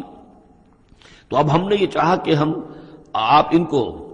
لتنذر قوما ما اتاہم من نذیر، اس قوم کو آپ خبردار کریں کہ جس کے پاس آپ سے پہلے من قبل کا کوئی نذیر نہیں آیا، کوئی ڈر سنانے والا، کوئی خبردار کرنے والا. لعلہم یتذکرون، شاید کہ وہ نصیحت حاصل کریں. ولولا ان تصیبہم مصیبۃ بما قدمت ایدیہم، اور اتنی بات کے لیے کہ ان کے اوپر کوئی مصیبت نہ آ جائے ان کے تمام اعمال کی وجہ سے. فیقولوا ربنا، اور اگر مصیبت آ جاتی، لولا ان تصیبہم مصیبۃ بما قدمت ایدیہم، یہ مضمون آ چکا ہے سورہ طٰہٰ میں بھی، کہ اگر رسول بھیجے بغیر ہماری طرف سے عذاب آ جاتا تو یہ عذر کرتے کہ صاحب ہمیں متنبع نہیں کیا گیا، ہمیں خبردار نہیں کیا گیا، ہم پر اتمام حجت نہیں کیا گیا، عذاب کیسے آ گیا. وَلَوْلَا أَن تُصِيبَهُم مُّصِيبَةٌ بِمَا قَدَّمَتْ أَيْدِيهِمْ فَيَقُولُوا رَبَّنَا لَوْلَا أَرْسَلْتَ إِلَيْنَا رَسُولًا، اگر کوئی مصیبت ان پر آ جاتی اس سے پہلے ان کے اپنے ہاتھوں کے کرتوتوں کی وجہ سے، تو یہ کہتے کہ پروردگار کیوں نہ تم نے بھیج دیا ہماری طرف کوئی رسول. فَنَتَّبِعْ آيَاتِكَ، کہ تو ہم تیری آیات کی پیروی کرتے. وَنَكُونَ مِنَ الْمُؤْمِنِينَ، اور ہم تو ہو جاتے ایمان لانے والوں میں سے. فَلَمَّا جَاءَهُمُ الْحَقُّ مِنْ عِندِنَا، لیکن جب ان کے پاس آیا ہے یہ حق ہمارے پاس سے، قالوا لولا اوتي مثل ما اوتي موسیٰ، اب یہ کہہ رہے ہیں کہ کیوں نہیں دیا گیا ان کو جیسا کہ دیا گیا تھا موسیٰ کو. یعنی موسیٰ کو عصا دیا گیا، موسیٰ کو وہ ید بیضا دیا گیا، موسیٰ کو تورات لکھی ہوئی جو ہے وہ پتھر کی تختیوں پر دی گئی. لولا اوتي مثل ما اوتي موسیٰ، کیوں نہیں دیا گیا اس کو وہی کچھ اسی طرح کی چیزیں جو دی گئی تھی موسیٰ کو. اولم یکفروا بما اوتي موسیٰ من قبل، تو جو کچھ موسیٰ کو دیا گیا تھا پہلے، کیا اس کے ساتھ لوگوں نے کفر نہیں کیا تھا؟ کیا ان آیات کو دیکھ کر فرعون ایمان لے آیا تھا؟ کیا اس کی پوری قوم ایمان لے آئی تھی؟ کیا وہ ہلاک نہیں ہو گئے تھے؟ قالوا سحران تظاہرا، انہوں نے یہ کہا کہ یہ تو دو جادو ہیں، دو جادو ہیں جنہوں نے آپس میں ایکا کر لیا ہے. ایک تو یہ کہ اس سے خیال ہوتا ہے کہ اس سے مراد یہ ہے کہ حضرت موسیٰ اور حضرت ہارون دونوں کو سحران، یعنی ساحر کی بجائے کہا گیا یہ مجسم سحر ہیں، یہ دو سحر ہیں جنہوں نے گٹھ جوڑ کر لیا ہے ہمارے خلاف. لیکن یہ کہ اصل میں دوسری رائے یہ ہے کہ یہ اصل میں اب قول ہے مکے والوں کا، کہ وہ یہ کہہ رہے ہیں کہ یہ دو جادو ہیں. جادو کون سے ہیں؟ ایک یہ قرآن جو محمد ہمارے سامنے پیش کر رہے ہیں، اور ایک تورات کہ جو اس سے پہلے موجود ہے. یہ دو جادو ہیں اور ان کا آپس میں گٹھ جوڑ ہے، اور یہ لوگ ایک دوسرے کی تائید کر رہے ہیں. قرآن جو ہے تائید کر رہا ہے تورات کی، موسیٰ کی، اور وہ موسیٰ اور ان کی کتاب جو ہے اس میں نشانیاں ہیں اور پیشن گوئیاں ہیں قرآن کی اور محمد کی صلی اللہ علیہ وسلم. تو سحران تظاہرا وقالوا انا بکل کافرون، ان کا کہ ہم تو دونوں کے انکار کر رہے ہیں، ہم نہ تورات کو مانتے ہیں اور نہ قرآن کو مانتے ہیں. قل فاتوا بکتاب من اللہ هو اہدی منہما، اب یہاں وہ بات بالکل واضح ہو گئی، یہاں مراد دو کتابیں ہیں. تو اے نبی ان سے یہ کہیے اچھا پھر کوئی اور کتاب لاؤ جو اللہ کی طرف سے آئی ہو، جو ان دونوں سے زیادہ ہدایت دینے والی ہو. اگر تورات کو بھی تم نہیں مانتے، اگر تم قرآن کو بھی نہیں مانتے، تو لاؤ نہ کوئی اور کتاب کوئی اللہ نے نازل کی ہو جو ان دونوں سے اہدا ہو، زیادہ ہدایت والی ہو. اہدا منہما اتبعہ، میں اس کی پیروی کروں گا ان کنتم صادقین، اگر تم سچے ہو. یعنی یہ بات نوٹ کر لیجئے، یہ ایسی ہے جیسے ایک جگہ آیا ہے قل ان کان للرحمن ولد فانا اول العابدین، آگے چل کر آ جائے گی یہ آیت کہ اگر رحمان کا واقعی کوئی بیٹا ہوتا تو سب سے پہلے میں پوچھتا اس کو. جب میں رحمان کی بندگی کرتا ہوں، رحمان کی پرستش کرتا ہوں، رحمان کو پوچھتا ہوں، تو اگر واقعی اس کا کوئی بیٹا ہوتا تو میں کیوں نہ پوچھتا. اسی طریقے سے اگر کوئی اور کتاب ہوتی تورات اور قرآن سے بڑھ کر ہدایت دینے والی تو میں اس کی پیروی کروں گا. میرے اندر تو کوئی عصبیت نہیں ہے کہ کسی ایک ہی چیز کو لے کر میں بیٹھ رہا ہوں، جو بھی اللہ کی طرف سے ہدایت نامہ آئے. فَإِن لَّمْ يَسْتَجِيبُوا لَكَ، تو اے نبی اگر یہ لوگ پھر آپ کی بات کو قبول نہ کریں، آپ کی اس دلیل کو تسلیم نہ کریں، فَاعْلَمْ،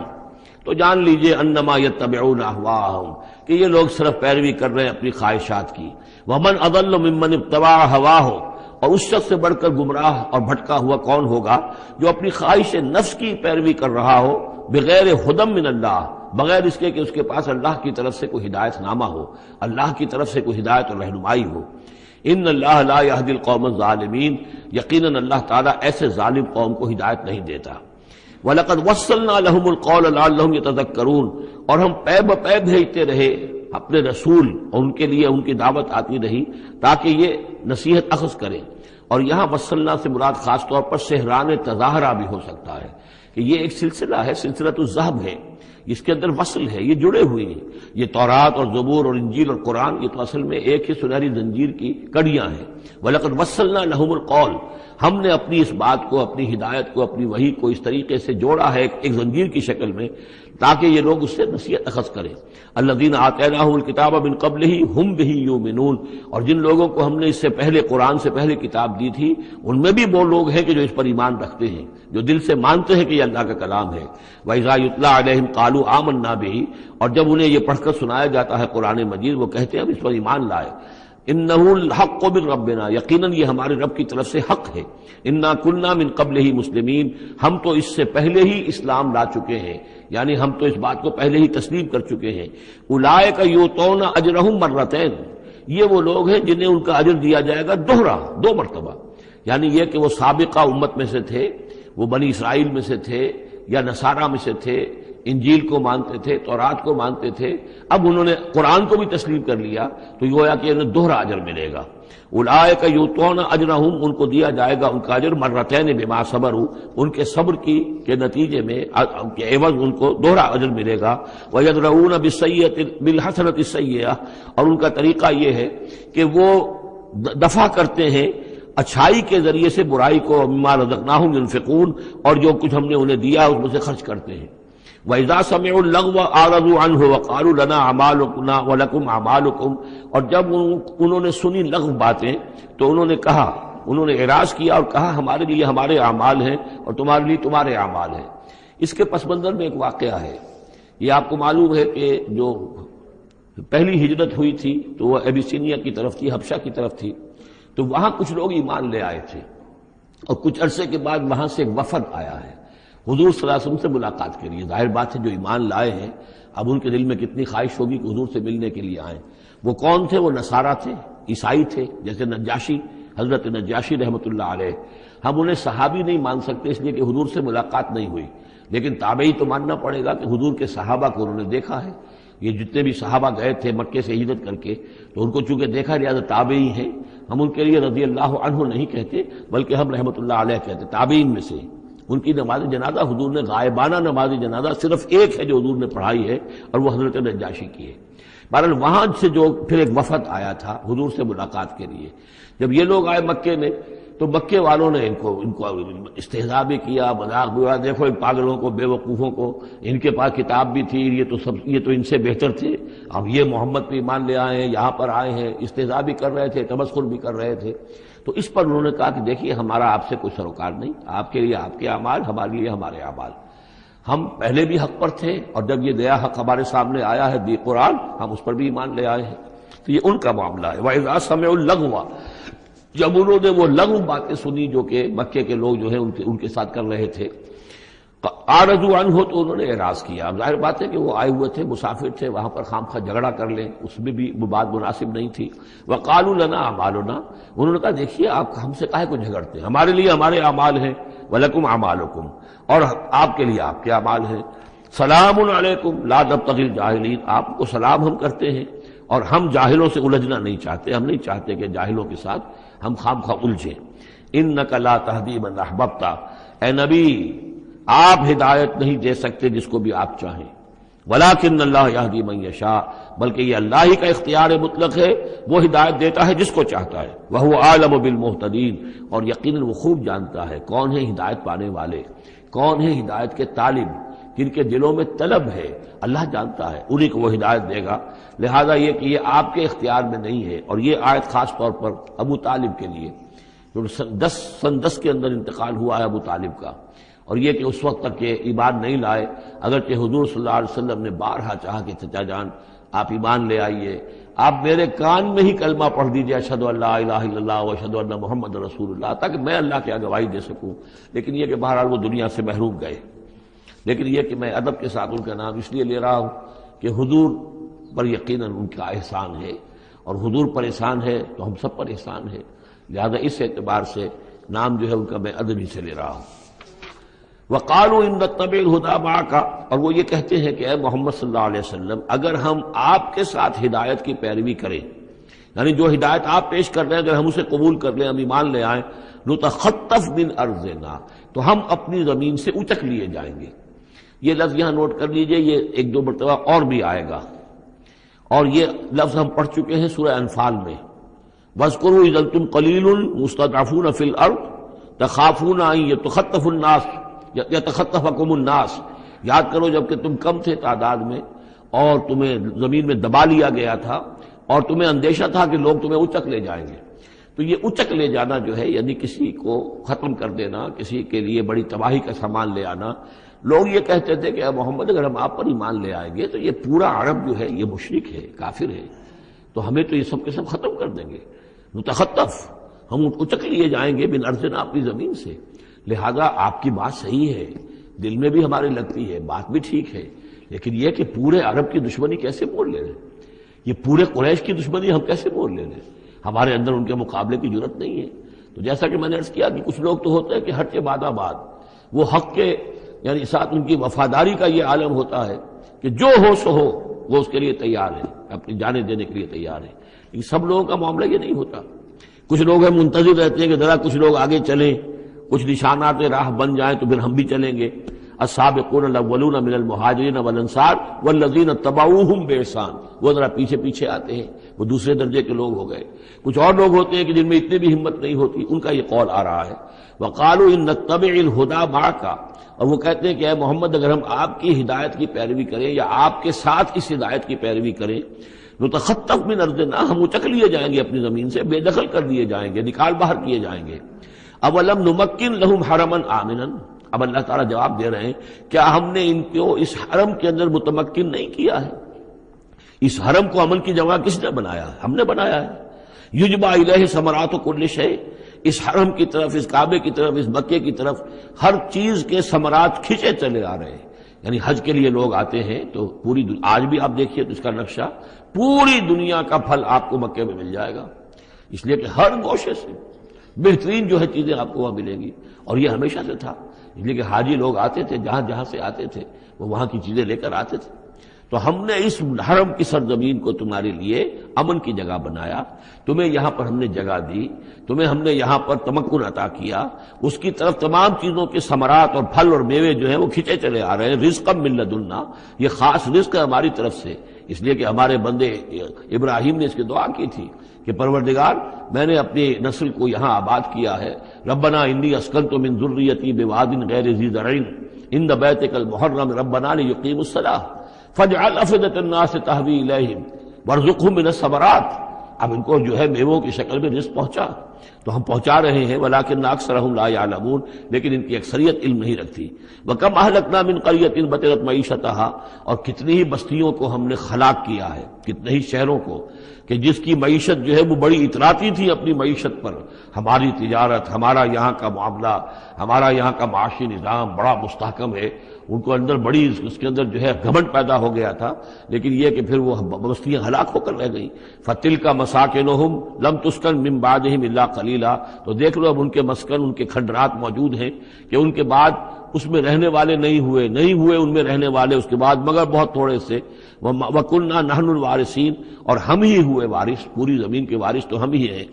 وَمَا كَانَ رَبُّكَ مُهْلِكَ الْقُرَىٰ، یہ وہ بات اب دوبارہ آ گئی جو سورہ بنی اسرائیل میں آئی تھی، وَمَا كُنَّا مُعَذِّبِينَ حَتَّىٰ نَبْعَثَ رَسُولًا، ہم عذاب نہیں بھیجتے رہے ہیں جب تک کہ رسول کی بعثت نہ کر دیں، رسول آئے حق کا حق ہونا واضح کر دے، حق کو مبرہن کر دے، حجت قائم کر دے، پھر عذاب آتا تھا، اگر اس کے باوجود وہ قوم اپنے کفر پر اڑی رہتی تھی۔ وما کان ربک مہلک القری، اور نہیں ہے آپ کا پروردگار ایسا کہ وہ بستیوں کو غارت کر دے اور برباد کر دے، حتیٰ یبعث فی امہا رسولا، یہاں اب اس لفظ کا اضافہ ہو گیا، جب تک کہ ان بستیوں کی مرکزی بستی میں کسی رسول کو نہ بھیج دے۔ اس لیے کہ ظاہر بات ہے کہ ایک ایک گاؤں، ایک ایک بستی، ایک ایک شہر میں تو ممکن نہیں ہے، ہر ملک جو ہے اس کا ایک ایک دائرہ ہوتا ہے، اور اس دائرے کے اندر جو ہے ایک شہر جو بڑا مرکزی اہمیت کا حامل ہوتا ہے، تو اس امہا جو اس کا مرکزی شہر ہو، اس کے اندر جب تک ہم رسول کا نہ بھیج دیں، اور رسول کیا کرتا تھا، یتلو علیہم آیاتنا، جو تلاوت کرتا تھا، سناتا تھا انہیں ہماری آیات، وما کنا مہلک القری الا واہلھا ظالمون، اور ہرگز ہم نہیں تھے ان بستیوں کو ہلاک کرنے والے مگر اس بنا پر کہ اس کے رہنے والے، اس میں جو آباد تھے وہ ظالم تھے، گناہگار تھے، مشرک تھے اور کافر تھے۔ وما اوتیتم من شیء فمتاع الحیات الدنیا، تو جو بھی کچھ تمہیں دیا گیا ہے، جو بھی ساز و سامان تمہیں ملا ہے، جو بھی کچھ ملا ہے، وہ اس دنیا کی زندگی کا سامان ہے، برتنے کی چیزیں ہیں، وزینتھا، اور اس کی زینت ہے، یہ دنیا کی زندگی بھی عارضی ہے اور یہ سامان بھی عارضی ہے۔ وما عند اللہ خیر وابقیٰ، اور جان لو کہ جو اللہ کے پاس ہے وہ یقیناً بہت بہتر ہے اور باقی رہنے والا ہے، اس کو دوام ہے۔ افلا تعقلون، تو کیا تم عقل سے کام نہیں لیتے؟ افمن وعدناہ وعدا حسنا فہو لاقیہ، کیا بھلا وہ شخص جس سے کہ ہم نے اچھا وعدہ کیا ہے، جس سے کہ اس کی ملاقات ہوگی، اس کو اپنا وہ وعدہ مل جائے گا، اللہ نے جن جن چیزوں کا وعدہ کیا ہے اللہ تعالیٰ اس کو وہ چیزیں دے گا اور پہنچا دے گا۔ کمم متعناہ متاع الحیات الدنیا، کیا وہ اس جیسا ہو جائے گا جس سے ہم نے دنیا کی زندگی کا ساز و سامان دے دیا؟ ثم ہوا یوم القیامت من المحضرین، پھر وہ قیامت کے دن گرفتار ہو کر آ جائے۔ تو ایک وہ آدمی ہے کہ جو اللہ تعالیٰ کی رحمت کے سائے میں ہوں گے قیامت میں اور آخرت میں، اور ایک یہ کہ دنیا میں تو کچھ مزے کر لیے ہیں، گلچھرے اڑا لیے ہیں، عیش کر لیے ہیں، کوئی وہ چلت پھرت ان کی ہو گئی ہے، ان کی شہرتیں بھی ہو گئیں اور ان کے پاس کچھ عارضی طور پر کچھ اختیارات بھی آ گئے، لیکن پھر قیامت کے دن جو ہے وہ گرفتار ہو کر لائے جائیں گے بیڑیاں پہنائے ہوئے۔ وَيَوْمَ يُنَادِيهِمْ فَيَقُولُ أَيْنَ شُرَكَائِيَ الَّذِينَ كُنتُمْ تَزْعُمُونَ، اور جس دن کہ اللہ انہیں پکارے گا اور کہے گا کہ کہاں ہیں میرے وہ شرکا جن کا کہ تمہیں زوم ہو گیا تھا، تمہیں گمان ہو گیا تھا، جن کے بارے میں تم سمجھتے تھے کہ وہ میرے شریک ہیں۔ قال الذین حق علیہم القول، تو وہ لوگ کہ جن کے جو عذاب کے قول کے مستحق ہو چکے، عذاب کے فیصلے کے مستحق ہو چکے، وہ کہیں گے ربنا ہؤلاء الذین اغوینا، کہیں گے یہ ہیں وہ لوگ جنہوں نے ہم کو بہکایا تھا۔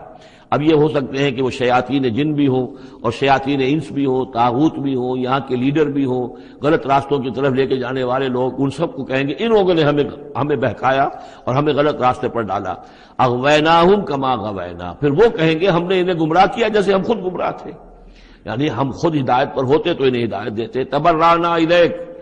ہم اے اللہ تیری جناب میں تبرہ کر رہے ہیں ان سے، ہم برات ہیں، ما کانوا ایانا یعبدون، یہ ہمیں نہیں پوجتے تھے، یہ کچھ جو بھی کہہ رہے ہیں ہمیں کچھ معلوم بھی نہیں تھا کہ یہ اس طریقے سے، البتہ یہ کہ ان میں سے وہ بھی ہوں گے جو کہیں گے کہ ہم خود گمراہی میں تھے اس لیے ہم نے گمراہ کیا۔ تو یہ گویا کہ گڈمڈ ہے، شیاطین جن بھی ہوں گے جن کی طرف اشارہ کر کے کچھ لوگ انہوں نے ہمیں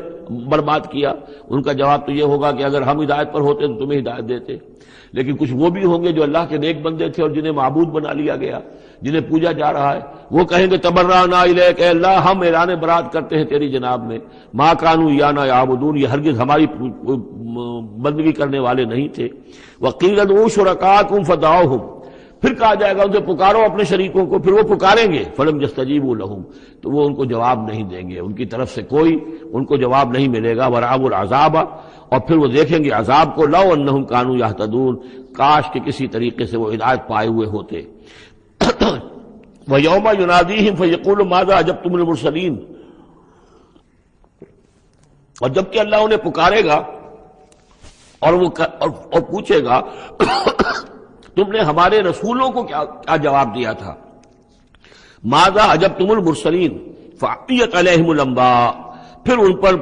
اندھے ہو جائیں گے، اس وقت باتیں اب نہیں کر سکیں گے، کوئی بات نہیں کہہ سکیں گے. یومئذ فہم لا یتساءلون، اور پھر وہ آپس میں پوچھیں گے بھی نہیں. حق واضح ہو جائے گا، جواب کیا دیں گے؟ رسولوں کی بات نہیں مانی تھی، رسولوں کا استہزاء کیا تھا، تمسخر کیا تھا، تو اب اس کا جواب کیا دیں؟ فَأَمَّا مَن تَابَ وَآمَنَ وَعَمِلَ صَالِحًا، تو جو ایمان لایا اور جس نے توبہ کی اپنے شرک سے اور کفر سے، من تاب و آمن، اور جو ایمان لایا، وعمل صالحا، اور جس نے نیک اعمال کیے، فعسى ان یکون من المفلحین، تو اس کی امید ہے کہ وہ فلاح پانے والوں میں سے ہوگا. وربک یخلق ما یشاء ویختار، اور آپ کا پروردگار جو چاہتا ہے پیدا کرتا ہے، اور جس چیز کو چاہتا ہے اختیار کر لیتا ہے. مخلوق ساری اسی کی ہے، اس مخلوق میں سے جس کو چاہا اس نے چن لیا اور رسول بنا لیا. اللہ یصطفی من الملائکۃ رسلا ومن الناس، اللہ چن لیتا ہے فرشتوں میں سے بھی اپنے پیغامبر اور ایلچی، اور انسانوں میں سے بھی. ان اللہ اصطفى آدم ونوحا وآل ابراہیم وآل عمران علی العالمین، وہ جس کو چاہتا ہے قبول کرتا ہے، اختیار کر لیتا ہے. وربک یخلق ما یشاء ویختار ما کان لهم الخیرہ، ان کے ہاتھ میں کوئی اختیار نہیں ہے، ان کے پاس کوئی آپشن نہیں ہے. سبحان اللہ وتعالی عما یشرکون، یہ تو اللہ تعالیٰ ہی ہے جو جس کی ذات بلند و بالا ہے، اور یہ تمام شرک جو یہ کر رہے ہیں ان تمام اوہام سے اور ان کے من گھڑت عقیدوں سے، وہ وراء الورا ہے، وراء الورا ہے، منزہ ہے، اعلیٰ ہے، عرفہ ہے. وَرَبُّكَ يَعْلَمُ مَا تُكِنُّ صُدُورُهُمْ وَمَا يُعْلِنُونَ، اور آپ کا رب خوب جانتا ہے جو کچھ کہ ان کے سینے چھپائے ہوئے ہیں اپنے اندر، جو بھی ان کے اندر ہے، یعنی اندر تو ان کے گواہی موجود ہے کہ یہ قرآن حق ہے، محمد حق ہے، یہ بات جو آ رہی ہے صحیح ہے، دل گواہی دے رہا ہے، لیکن اپنی ضد اور ہٹ درمی کی وجہ سے اسے چھپائے ہوئے ہیں. اپنے اس ایمان کو تو انہوں نے چھپا کر رکھا ہوا ہے، اور ظاہر کر رہے ہیں، اعتراضات کر رہے ہیں، یہ کر رہے ہیں کیوں نہیں دیا گیا ویسا ہی جیسا کہ موسیٰ کو دیا گیا تھا، کیوں نہیں کوئی نشانی ان کو دی جاتی. وَرَبُّكَ يَعْلَمُ مَا تُكِنُّ صُدُورُهُمْ وَمَا يُعْلِنُونَ، اور آپ کا رب خوب جانتا ہے جو کچھ کہ ان کے سینے چھپائے ہوئے ہیں اپنے اندر، اور جو کچھ کہ ظاہر کر رہے ہیں. وَهُوَ اللَّهُ لَا إِلَٰهَ إِلَّا هُوَ، اور وہی ہے اللہ جس کے سوا کوئی الہ نہیں ہے. لَهُ الْحَمْدُ فِي الْأُولَىٰ وَالْآخِرَةِ، اسی کے لیے حمد ہے، تعریف ہے، دنیا میں بھی آخرہ میں بھی. یہاں آخرت کے مقابلے میں اولا، پہلی زندگی ہماری یہ زندگی دنیا کی ہے، آخرہ وہ ہماری پچھلی زندگی ہے. لہ الحمد فی الاولی والآخرہ، اسی کے لیے حمد ہے، تعریف ہے، ثنا ہے، دنیا میں بھی اور آخرت میں بھی. وَلَهُ الْحُکْمُ، اسی کے لیے حکم ہے، حاکمیت اسی کی ہے، حکم دینے کا اختیار اسی کو حاصل ہے، حلال اور حرام کا اسی کے پاس اختیار ہے کہ جس شخص کو چاہے وہ حلال قرار دے اور جس شخص کو چاہے حرام قرار دے. وَإِلَيْهِ تُرْجَعُونَ، اور اسی کی طرف تمہیں لوٹ کر جانا ہے. قُلْ أَرَأَيْتُمْ إِنْ جَعَلَ اللَّهُ عَلَيْكُمُ اللَّيْلَ سَرْمَدًا، کہیے ان سے کہ ذرا سوچا تم نے کبھی اگر اللہ تعالیٰ تم پر رات کر دے ہمیشہ کے لیے، رات ہی رات رہے، الی یوم القیامہ، قیامت کے دن تک. من الہ غیر اللہ یاتیکم بضیاء، کون ہے وہ الہ، کون سا معبود ہے اللہ کے سوا جو تمہارے لیے روشنی لے آئے گا، کہاں سے لے آئے گا؟ افلا تسمعون، تو کیا تم سنتے نہیں ہو؟ قل ارأیتم ان جعل اللہ علیکم النہار سرمدا، کیا تم نے کبھی غور کیا اگر اللہ تعالیٰ تم پر دن کو ہی ہمیشہ ہمیش کے لیے دن ہی کو قائم کر دے، پوری قیامت کے دن تک دن ہی رہے، رات نہ آئے. من الہ غیر اللہ یاتیکم بلیل تسکنون فیہ، کون سا وہ الہ ہے اللہ کے سوا کہ جو تمہارے لیے رات لے آئے گا جس میں کہ تم سکون حاصل کر سکو. یہ دن جو ہے اگر مسلسل ہو تو واقعہ ہے کہ زندہ رہنا ممکن نہ رہے. افلا تبصرون، تو کیا تم دیکھتے نہیں ہو؟ ومن رحمتہ جعل لکم اللیل والنہار، یہ اس کی رحمت میں سے ہے، اس کی رحمت کے آثار میں سے ہے، اس کی رحمت کے مظاہر میں سے ہے کہ اس نے تمہارے لیے رات اور دن کو بنا دیا ہے. لتسکنوا فیہ، تاکہ رات میں تو تم سکون حاصل کرو، وَلِتَبْتَغُوا مِنْ فَضْلِهِ، اور دن میں تم اس کا فضل تلاش کرو، وَلَعَلَّكُمْ تَشْكُرُونَ، اور تاکہ تم شکر کرو. وَيَوْمَ يُنَادِيهِمْ فَيَقُولُ أَيْنَ شُرَكَائِيَ الَّذِينَ كُنتُمْ تَزْعُمُونَ، اور پھر دوبارہ کہا جس دن کہ وہ انہیں پکارے گا اور کہے گا کہ کہاں ہیں میرے وہ شریک جن کو کہ تم سمجھتے تھے کہ میرے شریک ہیں. وَنَزَعْنَا مِنْ كُلِّ أُمَّةٍ شَهِيدًا، اور ہم ہر امت میں سے ایک گواہ کو نکال کر کھڑا کریں گے. وہی مضمون جو کئی دفعہ آ چکا ہے، سورہ نحل میں آیا 2 دفعہ، سورہ نساء میں سب سے زیادہ شاندار الفاظ میں وَكَيْفَ إِذَا جِئْنَا مِنْ كُلِّ أُمَّةٍ بِشَهِيدٍ وَجِئْنَا بِكَ عَلَىٰ هَٰؤُلَاءِ شَهِيدًا، ہر امت میں جو بھی رسول آیا تھا اس کو پہلے کھڑا کریں گے نکال کر، چونکہ وہ پروزیکیوشن وٹنس ہوگا، وہ ہوگا جو پروزیکیوٹ کرے گا اللہ کی عدالت میں. پہلے یہ وہ ٹیسٹیفائی کرے گا اللہ تیری ہدایت جو آئی تھی میں نے پہنچا دی تھی. وَنَزَعْنَا مِنْ كُلِّ أُمَّةٍ شَهِيدًا فَقُلْنَا هَاتُوا بُرْهَانَكُمْ فَعَلِمُوا أَنَّ الْحَقَّ لِلَّهِ وَضَلَّ عَنْهُم مَّا كَانُوا يَفْتَرُونَ. اس وقت کہا جائے گا اب لاؤ تمہاری دلیل کیا ہے، تمہارا عذر کیا ہے، تمہارا کیس کیا ہے؟ رسول نے تو بتایا کہ انہوں نے پہنچا دیا تھا، پھر اب تم بتاؤ تمہارا ماجرا کیا ہے، فما خطبکم، اب تمہارا معاملہ کیا ہے؟ فعلموا ان الحق للہ، وہ جان لیں گے کہ حق تو اب اللہ ہی کی طرف ہے، یعنی فیصلہ جو ہے اللہ ہی کے ہاتھ میں ہے اور وہی حق ہے۔ گویا کہ ہمارے اوپر ہم مستحق ہو چکے ہیں اللہ کے عذاب کے، ہم پر اللہ کی طرف سے گویا کہ اتمام ہو چکا ہے۔ وَضَلَّ عَنْهُمْ مَا كَانُوا يَفْتَرُونَ، اور گم ہو جائے گا ان سے وہ جو افتراء انہوں نے کیا تھا، جو انہوں نے گھڑ لیے تھے خیالات، جن کو سمجھتے تھے کہ یہ ہمارے معبود جو ہیں اللہ تعالیٰ کے ہاں ہمیں بچا لیں گے، وہ سب کے سب گم ہو جائیں گے۔ جب آنکھ کھلی گل کی تو موسم تھا خزاں کا، سب کے سب جو ہیں وہ ان کے ہاتھوں کے طوطے اڑ جائیں گے۔ ان قارون کان من قوم موسیٰ فبغى علیہم وآتیناہ من الکنوز ما ان مفاتحہ لتنوء بالعصبة أولي القوة إذ قال له قومه لا تفرح إن الله لا يحب الفرحين وابتغ فيما آتاك الله الدار الآخرة ولا تنس نصيبك من الدنيا وأحسن كما أحسن الله إليك ولا تبغ الفساد في الأرض إن الله لا يحب المفسدين صدق اللہ العظیم۔ اس سے پہلے کہ ہم سورہ قصص کے جو بقیہ دو رکوع رہ گئے ہیں ان کا ترجمہ کریں، ایک بات کی وضاحت ضروری ہے۔ میں نے کل عرض کیا تھا کہ حضرت موسیٰ علیہ السلام اور مدین کے اس بزرگ کے درمیان جو معاملہ ہوا تھا کہ انہوں نے اپنی بیٹی کے نکاح کے عوض حضرت موسیٰ سے یہ چاہا کہ وہ 8 سال تک ان کی خدمت کریں، تو اس کے ساتھ ہی میں نے یہ کہہ دیا تھا کہ ہمارے ہاں بھی پختونوں میں، پٹھانوں میں یہ رواج ہے کہ وہ بیٹی جب دیتے ہیں تو کچھ رقم لیتے ہیں، اور وہ جو مہر جو ہے وہ بیٹی کے حق کو نہیں بلکہ خود وہ والدین رکھ لیتے ہیں، والد رکھ لیتا ہے۔ تو ہمارے ایک ساتھی نے اس کی طرف توجہ دلائی ہے کہ یہ بات آپ کے علم میں ہونی چاہیے کہ یہ حال سارے پٹھانوں کا نہیں ہے، بلکہ باجوڑ ایجنسی یا پھر افغانستان کے کچھ لوگ جن کو ہماری اکثریت جو ہے بہت بری نظر سے دیکھتی ہے، بلکہ اکثر وہ آپس میں ایک دوسرے کے ساتھ رشتہ کرنے پر مجبور ہوتے ہیں، یعنی تبادلہ، جس سے کہ حدیث میں روکا گیا ہے۔ یہ واقعہ ہے کہ یہ چیزیں جو ہے میں سمجھتا ہوں کہ اس میں یہ وضاحت ہو گئی ہے تو اچھا ہے کہ اس سب کا معاملہ نہیں ہے۔ ویسے اس کو اصولاً یہ سمجھ لیجئے کہ یہ معاملہ اصل میں کچھ تمدن کی سطح سے متعلق ہے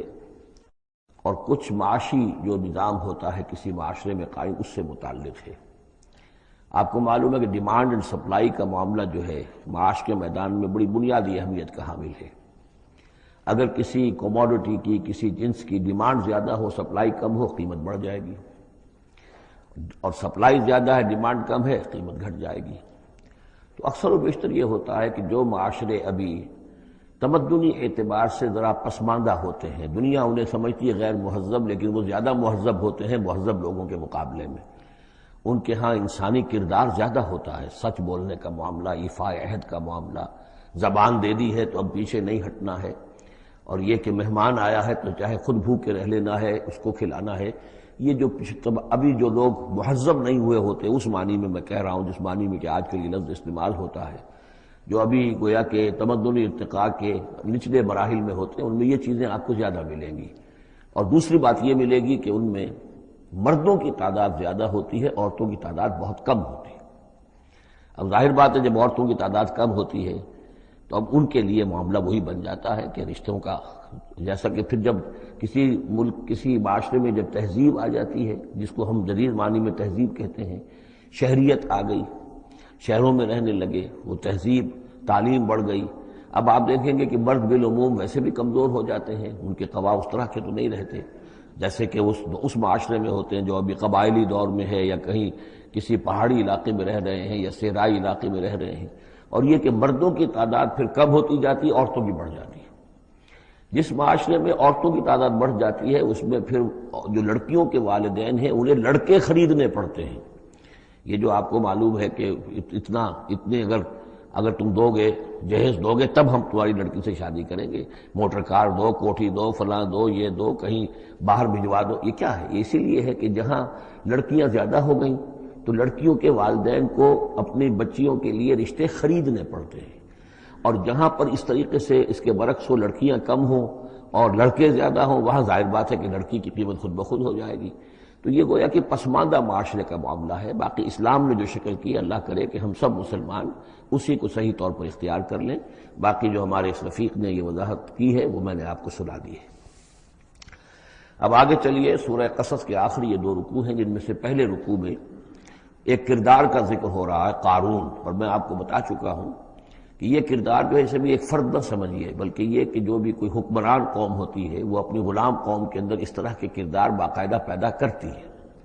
جس کو کہ کہا تھا ملکہ سبا نے کہ ان الملوک اذا دخلوا قریۃ جعلوا عزت اہلھا اذلہ، اور اس کا ایک نتیجہ یہ نکلتا ہے کہ جو گھٹیا لوگ ہوتے ہیں، بے غیرت لوگ ہوتے ہیں، اپنی قوم کے ساتھ غداری کرتے ہیں، انہیں پھر وہاں خطابات دیے جاتے ہیں، نوازا جاتا ہے، ان کے اونچے منصب ہوتے ہیں، آنریری مجسٹریٹ بنا دیے گئے ہیں، فلاں ہو گئے ہیں۔ یہ سب کون تھے؟ یہ انگریزوں نے در حقیقت ہندوستان میں اپنی جو حکومت کو مضبوط کرنے کے لیے یہ ایک طبقہ جو ہے ہندوستانیوں میں سے ڈیولپ کیا تھا، اس طبقے کا یہ کردار ہے قارون۔ اچھا، اس قسم کے لوگوں کو پھر انگریز بڑے بڑے ٹھیکے دیتے تھے۔ اب آرمی کے سپلائی کے ٹھیکے ہیں تو بڑے بڑے ٹھیکیدار یہی ہوتے تھے، انہی کے پاس سرمایہ ہو جاتے تھے۔ یہ ساری چیزیں جو ہے ایک دوسرے سے ملی جلی ہوئی ہیں۔ اسی طرح کا ایک شخص جو ہے یہ قارون تھا اسرائیلی، اور نہ صرف اسرائیلی، حضرت موسیٰ علیہ السلام کا سگا چچا زاد بھائی، فرسٹ کزن، لیکن یہ کہ یہ حکومت کے ساتھ فرعون کے دربار میں اس کی رسائی تھی، وہاں اس کی پذیرائی تھی، اور وہاں سے اس کو مراعات ملتی تھی۔ اس نے اتنی دولت سمیٹ لی تھی، جیسے ہمارے ہاں بھی بعض اب جو سیاسی کردار ہیں وہ گویا کہ علامتی بن گئے دولت سمیٹنے میں، تو بے تحاشا دولت اس نے جمع کر لی تھی۔ اب اس کا کردار سامنے آ رہا ہے۔ ان قارون کان من قوم موسیٰ، یقیناً قارون جو ہے وہ موسیٰ کی قوم ہی سے تھا۔ تورات میں اس کا نام قورح آیا ہے، یعنی قارون کے بجائے قورح، یہ کوئی تلفظ کا فرق ہو سکتا ہے۔ فبغى علیہم، اگرچہ موسیٰ کی قوم میں سے تھا لیکن اس نے زیادتی کی، سرکشی کی، شرارت کی اپنی قوم کے خلاف، یعنی غداری کی۔ وآتیناہ من الکنوز، اور ہم نے اسے اتنے خزانے دیے تھے، ما ان مفاتحہ لتنوء بالعصبۃ اولي القوہ، کہ اس کی کنجیاں اٹھانے کے ضمن میں بڑے طاقتور جوانوں کی ایک جماعت بھی تھک جاتی تھی۔ یہ ذرا بات سمجھ آج نہیں آئے گی کہ آخر اتنی وہ کنجیاں کتنی ہوتی ہوں گی، تو اصل میں یہ کنجیاں جو تالے ہیں ہمارے جس طرح کے، یہ تو اب ایجاد ہوئی ہے۔ پچھلے زمانے میں کیا ہوتا تھا کہ کوئی بڑا سٹور ہے تو اس کے آگے بڑا ایک پھاٹک لگا ہوا ہے، اور اس پھاٹک کے ساتھ جو دروازے کو بند کرنے کے لیے بڑی لمبی لکڑیاں لگائی جاتی تھی، تو اس طریقے سے وہ جو اڑنگے لگائے جاتے تھے اسی سے وہ پھر دروازے جو ہے بند ہوتے تھے۔ تو اس طرح کی کوئی شے ہوگی، ورنہ جس طرح کے تالے اب ہمارے ہاں ہوتے ہیں اس طرح کے تالے تو اتنے نہیں ہو سکتے کسی بھی معاملے کے۔ لیکن یہ کہ اس کو اگر ذہن میں رکھیں تو بہرحال اس سے جو مراد ہے وہ یہ کہ دولت بے انتہا اس کے پاس جمع تھی۔ اذ قال له قومه، جبکہ اس سے کہا اس کی قوم نے، لوگوں نے کہا، کچھ بھلے لوگ بھی ہوں گے، جیسے ہم مکالمہ سورہ کہف میں پڑھائے ہیں، 2 آدمیوں کا مکالمہ تھا، ایک وہ درویش تھا اور وہ عارف باللہ تھا، اللہ پر ایمان رکھنے والا تھا، اور ایک وہ تھا کہ جو دولت میں مست ہو گیا تھا، مال مست تھا۔ تو وہاں کچھ لوگوں نے جو اچھے لوگ ہوں گے ان سے کہا، اس سے قارون سے، لا تفرح ان اللہ لا يحب الفرحین۔ یہ ذرا یہاں پر 4 چیزیں 5 چیزیں جو آ رہی ہیں گنتے جائیے کہ ایسے لوگ جن کے پاس بہت سی دولت جمع ہو گئی ہو، ان کو ان 4-5 چیزوں کو پیش نظر رکھنا چاہیے۔ سب سے پہلے یہ کہ لا تفرح ان اللہ لا يحب الفرح، اس پر اتراؤ نہیں، اتراؤ مت، اللہ تعالیٰ کو اترانے والے پسند نہیں۔ نمبر 2، وابتغ فیما آتاک اللہ الدار الآخرہ، جو کچھ اللہ نے تمہیں دولت دی ہے تو اس سے دار الآخرہ حاصل کرنے کی کوشش کرو، اللہ کے لیے خرچ کرو تاکہ آخرت میں تمہیں اس کا اجر و ثواب ملے، تو تم گویا کہ آخرت کو خریدو گے اپنی اس دولت کے عوض۔ ان اللہ اشتری من المؤمنین انفسهم واموالهم بان لهم الجنہ۔ نمبر 3، ولا تنس نصیبک من الدنیا، معلوم ہوتا کہ بخیل بھی بہت تھا کہ وہ اپنے اوپر بھی کچھ خرچ نہیں کرتا تھا، جمع کرنے ہی کے اس کو فکر دامنگیر رہتی تھی۔ اور مت بھولو خود اپنا حصہ بھی دنیا میں سے، جیسے کہ ہم نے سورہ آراف میں پڑھا تھا کہ قل من حرم زینۃ اللہ التی اخرج لعبادہ والطیبات من الرزق، اگر اللہ نے کسی کو کچھ دیا ہے تو پھر وہ اچھا کھائے اچھا پہنے، اس میں کس نے حرام کیا ہے؟ کوئی رہبانیت کا انداز تو نہیں ہے۔ اور یہ بھی ہم پڑھ چکے ہیں سورہ الفرقان میں کہ وہ لو اللہ کے جو نیک بندے ہیں عباد الرحمن، ان کے اوصاف میں سے ہے والذین اذا انفقوا لم یسرفوا ولم یقتروا، وہ لوگ کہ جو خرچ کرتے ہیں تو نہ تو اسراف کرتے ہیں لیکن اس کے ساتھ ہی بخل سے بھی کام نہیں لیتے. تو یہ بخیلی مت کرو، اور اس جو دولت تمہیں اللہ نے دی ہے اس سے کم اپنی ذات پر بھی خرچ کرو، اچھا کھاؤ، اچھا پہنو. چوتھی چیز وَأَحْسِنْ كَمَا أَحْسَنَ اللَّهُ إِلَيْكَ، اور لوگوں پر احسان کرو، لوگوں کے ساتھ بھلائی کرو جیسے اللہ نے تمہارے ساتھ بھلائی کی ہے. اللہ نے تمہیں دولت دی ہے تو جو بھی تمہاری قوم کے یا اور دوسرے لوگ بھی ہوں، اس میں تو کوئی علیحدہ تخصیص نہیں ہے، غریبوں کا، محتاجوں کا، مسکینوں کا، ان کا جو حق ہے وفی اموالہم حق معلوم للسائل والمحروم، تو اس میں سے یہ ہے کہ اللہ نے تم پر احسان کیا ہے، یہ دولت دی ہے تو تم لوگوں کے ساتھ احسان کرو. اور پانچویں بات ولا تبغی الفساد فی الارض، زمین میں فساد مت بچاؤ. اب یہ کیا مراد ہے؟ فساد کون سا مچا رہا تھا؟ وہ نبی تھے اس وقت کے حضرت موسیٰ علیہ السلام. حضرت موسیٰ علیہ السلام اپنے کار نبوت و فرائض رسالت کی ادائیگی میں پوری طریقے سے لگے ہوئے ہیں، اور کچھ لوگ ان کے ساتھ دے رہے ہیں، ان کا ہاتھ بٹا رہے ہیں. اب کچھ لوگ اس کام میں جب اڑنگا ڈالیں گے تو گویا کہ یہ فساد فی الارض ہے. اللہ تعالیٰ جو خیر چاہتا ہے موسیٰ کے ذریعے سے وجود میں آئے. اب اگر آپ موسیٰ کی مخالفت کریں گے، اس کی اسکیموں کو ناکام کرنے کی کوشش کریں گے، یہ وہی بات ہے جو منافقین کے بارے میں سورہ بقرہ کے دوسرے رکوع میں آ چکی ہے. وَإِذَا قِيلَ لَهُمْ لَا تُفْسِدُوا فِي الْأَرْضِ قَالُوا إِنَّمَا نَحْنُ مُصْلِحُونَ أَلَا إِنَّهُمْ هُمُ الْمُفْسِدُونَ وَلَٰكِن لَا يَشْعُرُونَ. جب ان سے کہا جاتا ہے کہ تم زمین میں فساد یہی تھا کہ ایک جماعت ہے، ایک تحریک ہے، اس کا ایک نظم ہے، اس نظم کے خلاف تم ریشہ دوانیاں کر رہے ہو، اور اگر اس کی اسکیموں کو فیل کرنے کی کوشش کر رہے ہو تو گویا کہ جو اصلاحی عمل ہے، جو انقلاب برپا کرنے کے لیے جد و جہد ہو رہی ہے، اس کو نقصان پہنچا رہے ہو. ان اللہ لا يحب المفسدین، اللہ کو ایسے مفسد پسند نہیں ہے. تو یہ 5 چیزیں گن لیجئے. نمبر 1 لا تفرح ان اللہ لا يحب الفرحین. نمبر 2 وابتغ فیما آتاک اللہ الدار الآخرہ،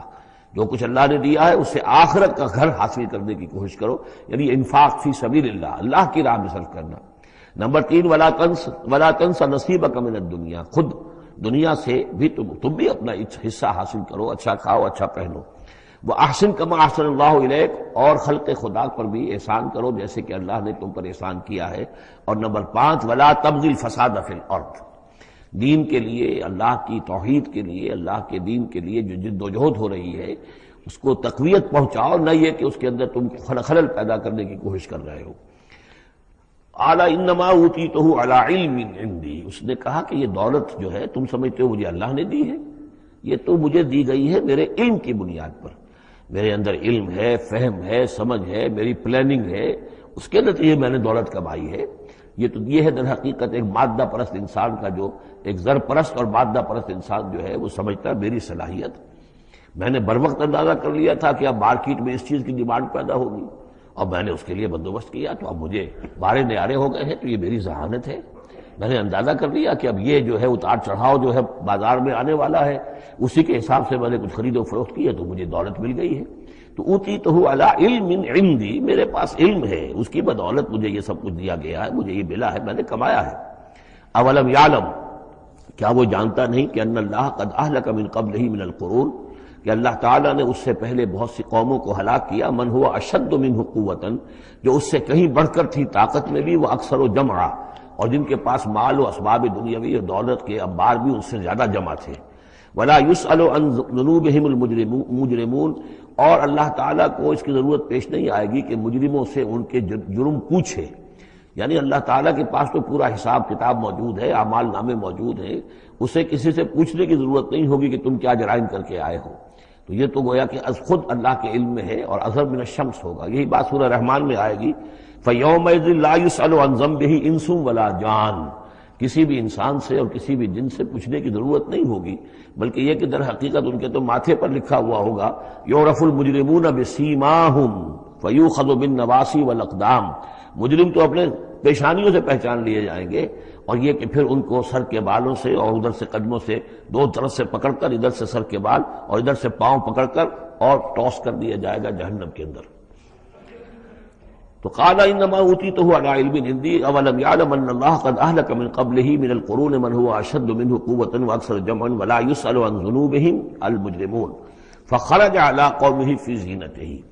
اب ایک دن ایسا ہوا کہ وہ نکلا اپنے پورے ٹھاٹھ باٹھ کا اظہار کرتے ہوئے، خدم و حشم کو لیے ہوئے، بیش قیمت کپڑے اور خلعتیں پہنی ہوئی، اور سواری کے اوپر اپنی دولت کا بھی مظاہرہ کرتے ہوئے. قال الذین یریدون الحیات الدنیا، تو اب جو اس معاشرے میں وہ لوگ تھے کہ جن کی نگاہوں میں خود ان کی اپنی نگاہوں میں بھی دنیا کی زندگی کھبی ہوئی تھی اور جو چاہتے تھے طالب تھے دنیا ہی کے، یا لیت لنا مثل اوتی قارون، وہ انہوں نے کہا کاش کہ ہمیں بھی یہ ساری چیزیں ملیں جو قارون کو ملی ہیں، جو کچھ دیا گیا ہے، اسے جو دولت دی گئی ہے، اس کے پاس جو ثروت ہے، اور اس کو جو اللہ تعالیٰ نے اس کے اوپر نعمتوں کی بارش کی ہے، کاش ہم پر بھی ہو۔ انہ لذو حظ عظیم، یہ تو بہت ہی نصیب والا ہے، بہت خوش قسمت انسان ہے یہ قارون،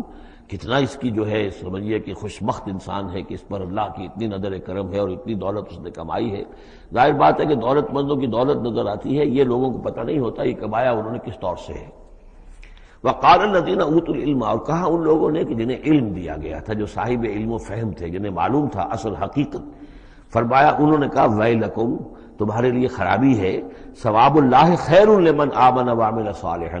جو شخص ایمان لائے اور نیک عمل کرے اسے جو ثواب اللہ کی طرف سے ملنے والا ہے وہ اس سے کہیں بڑھ کر ہے۔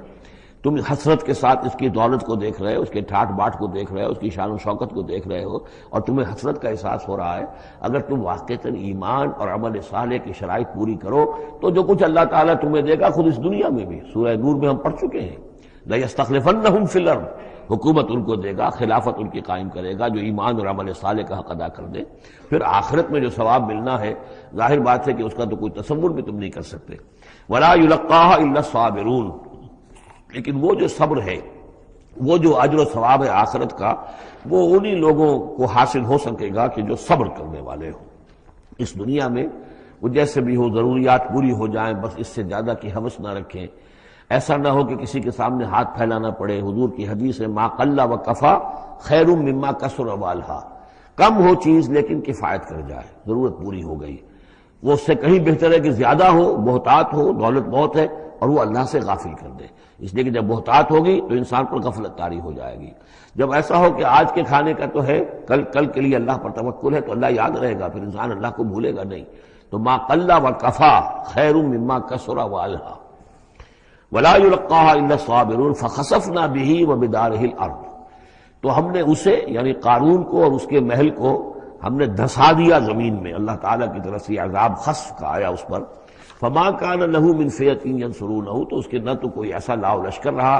کہ جو اس کی مدد کرتا من دون اللہ، اللہ کے مقابلے میں، وما كان من المنتصرین، نہ خود وہ اس قابل تھا کہ کوئی انتقام لے سکتا اللہ سے، معاذ اللہ۔ وَأَصْبَحَ الَّذِينَ تَمَنَّوْا مَكَانَهُ، اب وہ لوگ کہ جو تمنا جنہوں نے کی تھی بالامس، جو گزشتہ شام، اب جس رات کو وہ خسف ہوا ہے، اگلے روز جو دھوم مچی کہ وہ تو قارون کا محل جو زمین میں دھنس گیا، اس کے سارے خزانے بھی گئے، وہ خود بھی گیا زمین کے اندر، تو اب جو وہاں پر شور ہوا ہوگا تو وہی لوگ جو پچھلی شام کو تو یہ کہہ رہے تھے کاش ہمیں بھی وہی کچھ ملے جو کچھ قارون کو دیا گیا ہے، یہ تو بڑا خوش قسمت انسان ہے۔ وَأَصْبَحَ الَّذِينَ تَمَنَّوْا مَكَانَهُ، جنہوں نے یہ چاہا تھا کہ وہی مقام و مرتبہ اور وہی چیزیں انہیں بھی مل جائیں، بالامس سے پچھلی دن، یقولون، وہ یہ کہنے لگے یہ بھائی کأن اللہ یبسط الرزق لمن یشاء من عبادہ ویقدر، کہ بھئی یہ تو اللہ تعالیٰ کی طرف سے ہے کہ وہ جس کے لیے چاہتا ہے رزق شادہ کر دیتا ہے اپنے بندوں میں سے، اور جس کے لیے چاہتا ہے تنگ کر دیتا ہے یا ناپ تول کر دینا شروع کر دیتا ہے۔ لولا ان من اللہ علینا، اگر اللہ تعالیٰ نے ہم پر احسان نہ فرمایا ہوتا، لخسف بنا، تو ہم بھی اسی طریقے سے خسف کر دیے گئے ہوتے، یعنی ہم تو کہہ رہے تھے کہ ہم بھی اس جیسے ہو جائیں، ہمیں بھی اس کی سی دولت مل جائے، لیکن اس کی دولت کا جو انجام آج ہماری نگاہوں کے سامنے آیا ہے، لولا ان من اللہ، اگر اللہ تعالیٰ نے ہم پر یہ احسان نہ کیا ہوتا کہ ہمارے پاس وہ دولت نہیں تھی، لخسف بنا، تو ہم کو بھی اسی طریقے سے زمین میں دھسا دیا گیا ہوتا۔ وَكَأَنَّهُ لَا يُفْلِحُ الْكَافِرُونَ، خرابی، لیکن یہ جان لو کہ کافر لوگ فلاح نہیں پائیں گے، بڑی خرابی ہے، بڑی ہلاکت ہے، اور کافر لوگ جو ہے وہ فلاح نہیں پائیں گے۔ تو یہ کردار ہے قارون کا۔ اب اس صورت کے آخری آیات ہیں، اور میں چونکہ اب ابتدا میں جس قدر اہتمام کے ساتھ یہ جوڑوں کا تعلق بیان کر رہا تھا، کیونکہ میں نے محسوس کیا کہ رفتار تیز ہونی چاہیے، اس میں کچھ کمی کر دی ہے۔ اب یہاں بھی نوٹ کر لیجئے گا کہ یہی سورۃ القصص اور اس سے پہلے سورۃ النمل، ان کے درمیان کیا کیا مشابہتیں ہیں، خاص طور پر اس آخری آیات میں۔ فرمایا تلک الدار الآخرۃ نجعلها للذین لا یریدون علوا فی الارض ولا فسادا، یہ جو آخرت کا گھر ہے یہ ہم نے ریزرو کیا ہے ان لوگوں کے لیے کہ جو زمین میں اپنی بڑائی، اپنا اقتدار نہیں چاہتے، اپنی بلندی نہیں چاہتے اور نہ فساد چاہتے۔ وہ اللہ کے دین کی سربلندی کے لیے محنت کر رہے ہیں، اس کے نتیجے میں ہو سکتا ہے کہ اللہ تعالیٰ انہی کو ذمہ داری دے دے، لیکن وہ طالب نہیں ہے حکومت کے، وہ اپنی سربلندی کے طالب نہیں ہے۔ اس سے زمین و آسمان کا فرق ہے کہ ایک ہے کہ آپ کسی نظریے کے لیے کام کر رہے ہیں، اب نظریے میں اگر آپ کی جد و جہد ہے، انقلاب میں آپ کامیاب ہو گئے تو ظاہر بات ہے کہ پھر انقلاب کے بعد ذمہ داری سنبھالنی پڑے گی۔ محمد رسول اللہ صلی اللہ علیہ وسلم ہی کو مدینے کی اس چھوٹی سی شہری ریاست جو وجود میں آئی تھی، آخر اس کی ذمہ داری سنبھالنی پڑی، حالانکہ آپ خدا نہ خواستہ کوئی اقتدار کے طالب یا اقتدار کے بھوکے تو نہیں ہو سکتے تھے، لیکن یہ ہے کہ طلب جو ہے وہ اللہ جانتا ہے دل میں کس کے طلب ہے۔ اگر کوئی ذاتی طور پر اقتدار کا خواہاں ہے اور چاہتا ہے کہ میرا نام اونچا ہو جائے اور مجھے اختیار مل جائے اور میرا اقتدار ہو، تو وہ شخص اللہ تعالیٰ کے ہاں ڈسکوالیفائی ہو جاتا ہے۔ یہ پھر اللہ کے گھر کے لیے نہیں ہے۔ اللہ کا گھر جو ہے تلک الدار الآخرہ، یہ تو ہم نے رکھا ہوا ہے خاص طور پر مخصوص کر کے، ریزرو کر کے، للذین لا یریدون علوا فی الارض، جو زمین میں اپنے اقتدار کے خواہاں نہیں ہیں، ولا فسادہ، نہ زمین میں فساد بچانا چاہتے ہیں، والعاقبۃ للمتقین، اور عاقبت یعنی پچھلا گھر جو ہے، عاقبت کی پچھلی زندگی جو ہے یقیناً یہ اہل تقویٰ کے لیے، اس کی بھلائیاں، اس کے محاسن، اس کا عیش اور آرام وہ اللہ تعالیٰ نے اپنے متقی بندوں کے لیے خاص کیا ہے۔ من جاء بالحسنۃ فلہ خیر منہا، یہ آیت میں آئی ہے سورہ نمل کے بھی آخری حصے میں، جو کوئی شخص کوئی نیکی لے کر آئے گا تو اسے بدلہ ملے گا اس سے بہتر۔ ومن جاء بالسیئۃ، اور جو کوئی بدی لے کر آئے گا فلا یجزی الذین عملوا السیئات الا ما كانوا یعملون، تو وہ لوگ کہ جو ان برائیوں کا ارتکاب کر رہے ہیں انہیں بدلہ نہیں دیا جائے گا مگر وہی جو کچھ کہ وہ کر کے لائے۔ مطلب یہ کہ اللہ تعالیٰ کی طرف سے اضافہ نہیں ہوگا، جتنے جرم کیے ہیں اتنی ہی سزا، لیکن اہل ایمان اور اہل صلاح جو ہیں ان کی نیکیوں میں اللہ تعالیٰ 10 گنا دے، 700 گنا دے، اس سے بھی بڑھا دے، یضاعف لمن یشاء، تو یہ اللہ تعالیٰ کی مرضی ہے، جتنا چاہتا ہے دیتا، خیر منہا، بہرحال جو کچھ کر کے لے جاؤ گے اس سے بہتر ملے گا۔ الا ما لا یجزی الذین عملوا السیئات الا ما كانوا یعملون، انہیں وہی کچھ ملے گا جو کچھ کہ وہ عمل کر کے لائے تھے۔ ان الذی فرض علیک القرآن لرادک الی معاد، سورہ نمل میں آیا تھا کہ مجھے وَأُمِرْتُ أَنْ أَتْلُوَ الْقُرْآنَ، مجھے تو حکم دیا گیا میں قرآن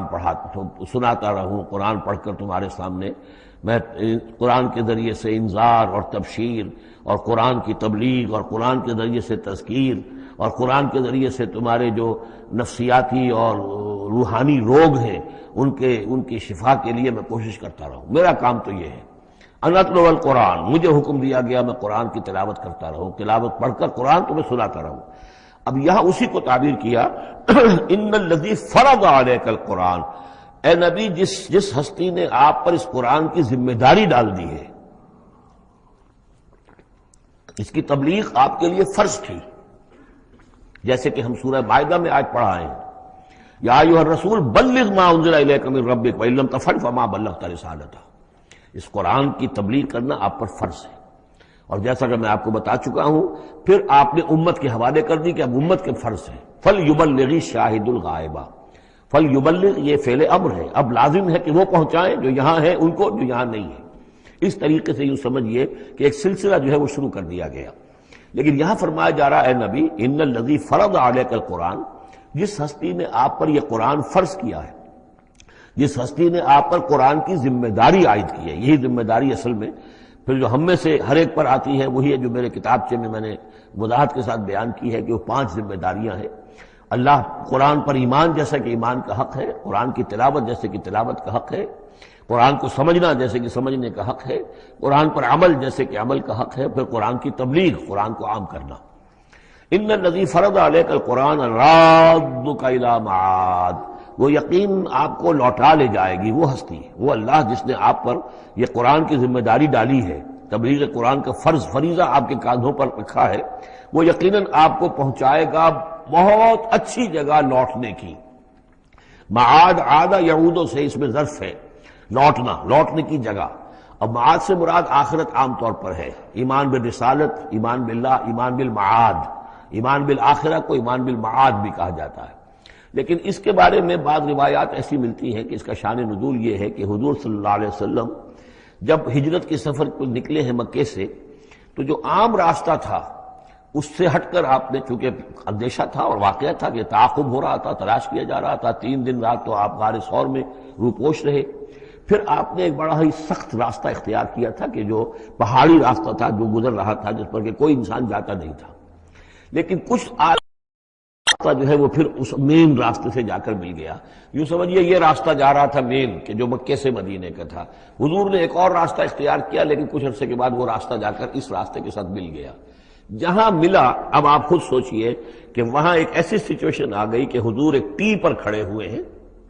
اب داہنی طرف جاتے ہیں تو مدینہ ہے اور بائیں طرف جاتے ہیں تو مکہ ہے۔ اس وقت حضور کے دل میں ایک ہوک سی اٹھی ہے، اس لیے کہ جب آپ مکے سے روانہ ہوئے تھے تب بھی روایات میں آیا ہے کہ آپ کعبے سے لپٹ کر آپ نے یہ کہا تھا کہ بیت اللہ مجھے تجھ سے بڑی محبت ہے، لیکن میں کیا کروں، یہاں کے لوگ مجھے یہاں رہنے نہیں دے رہے۔ تو گویا کہ کعبے سے یہ جدائی تو آپ پر شاہ گزر رہی تھی۔ اب جب وہ آپ چند دن کا سفر کر کے اور چند دن وہ غار ثور میں روپوش ہونے کے بعد جب پہنچے ہیں، اب ایسی جگہ پہنچے کہ جہاں سے اگر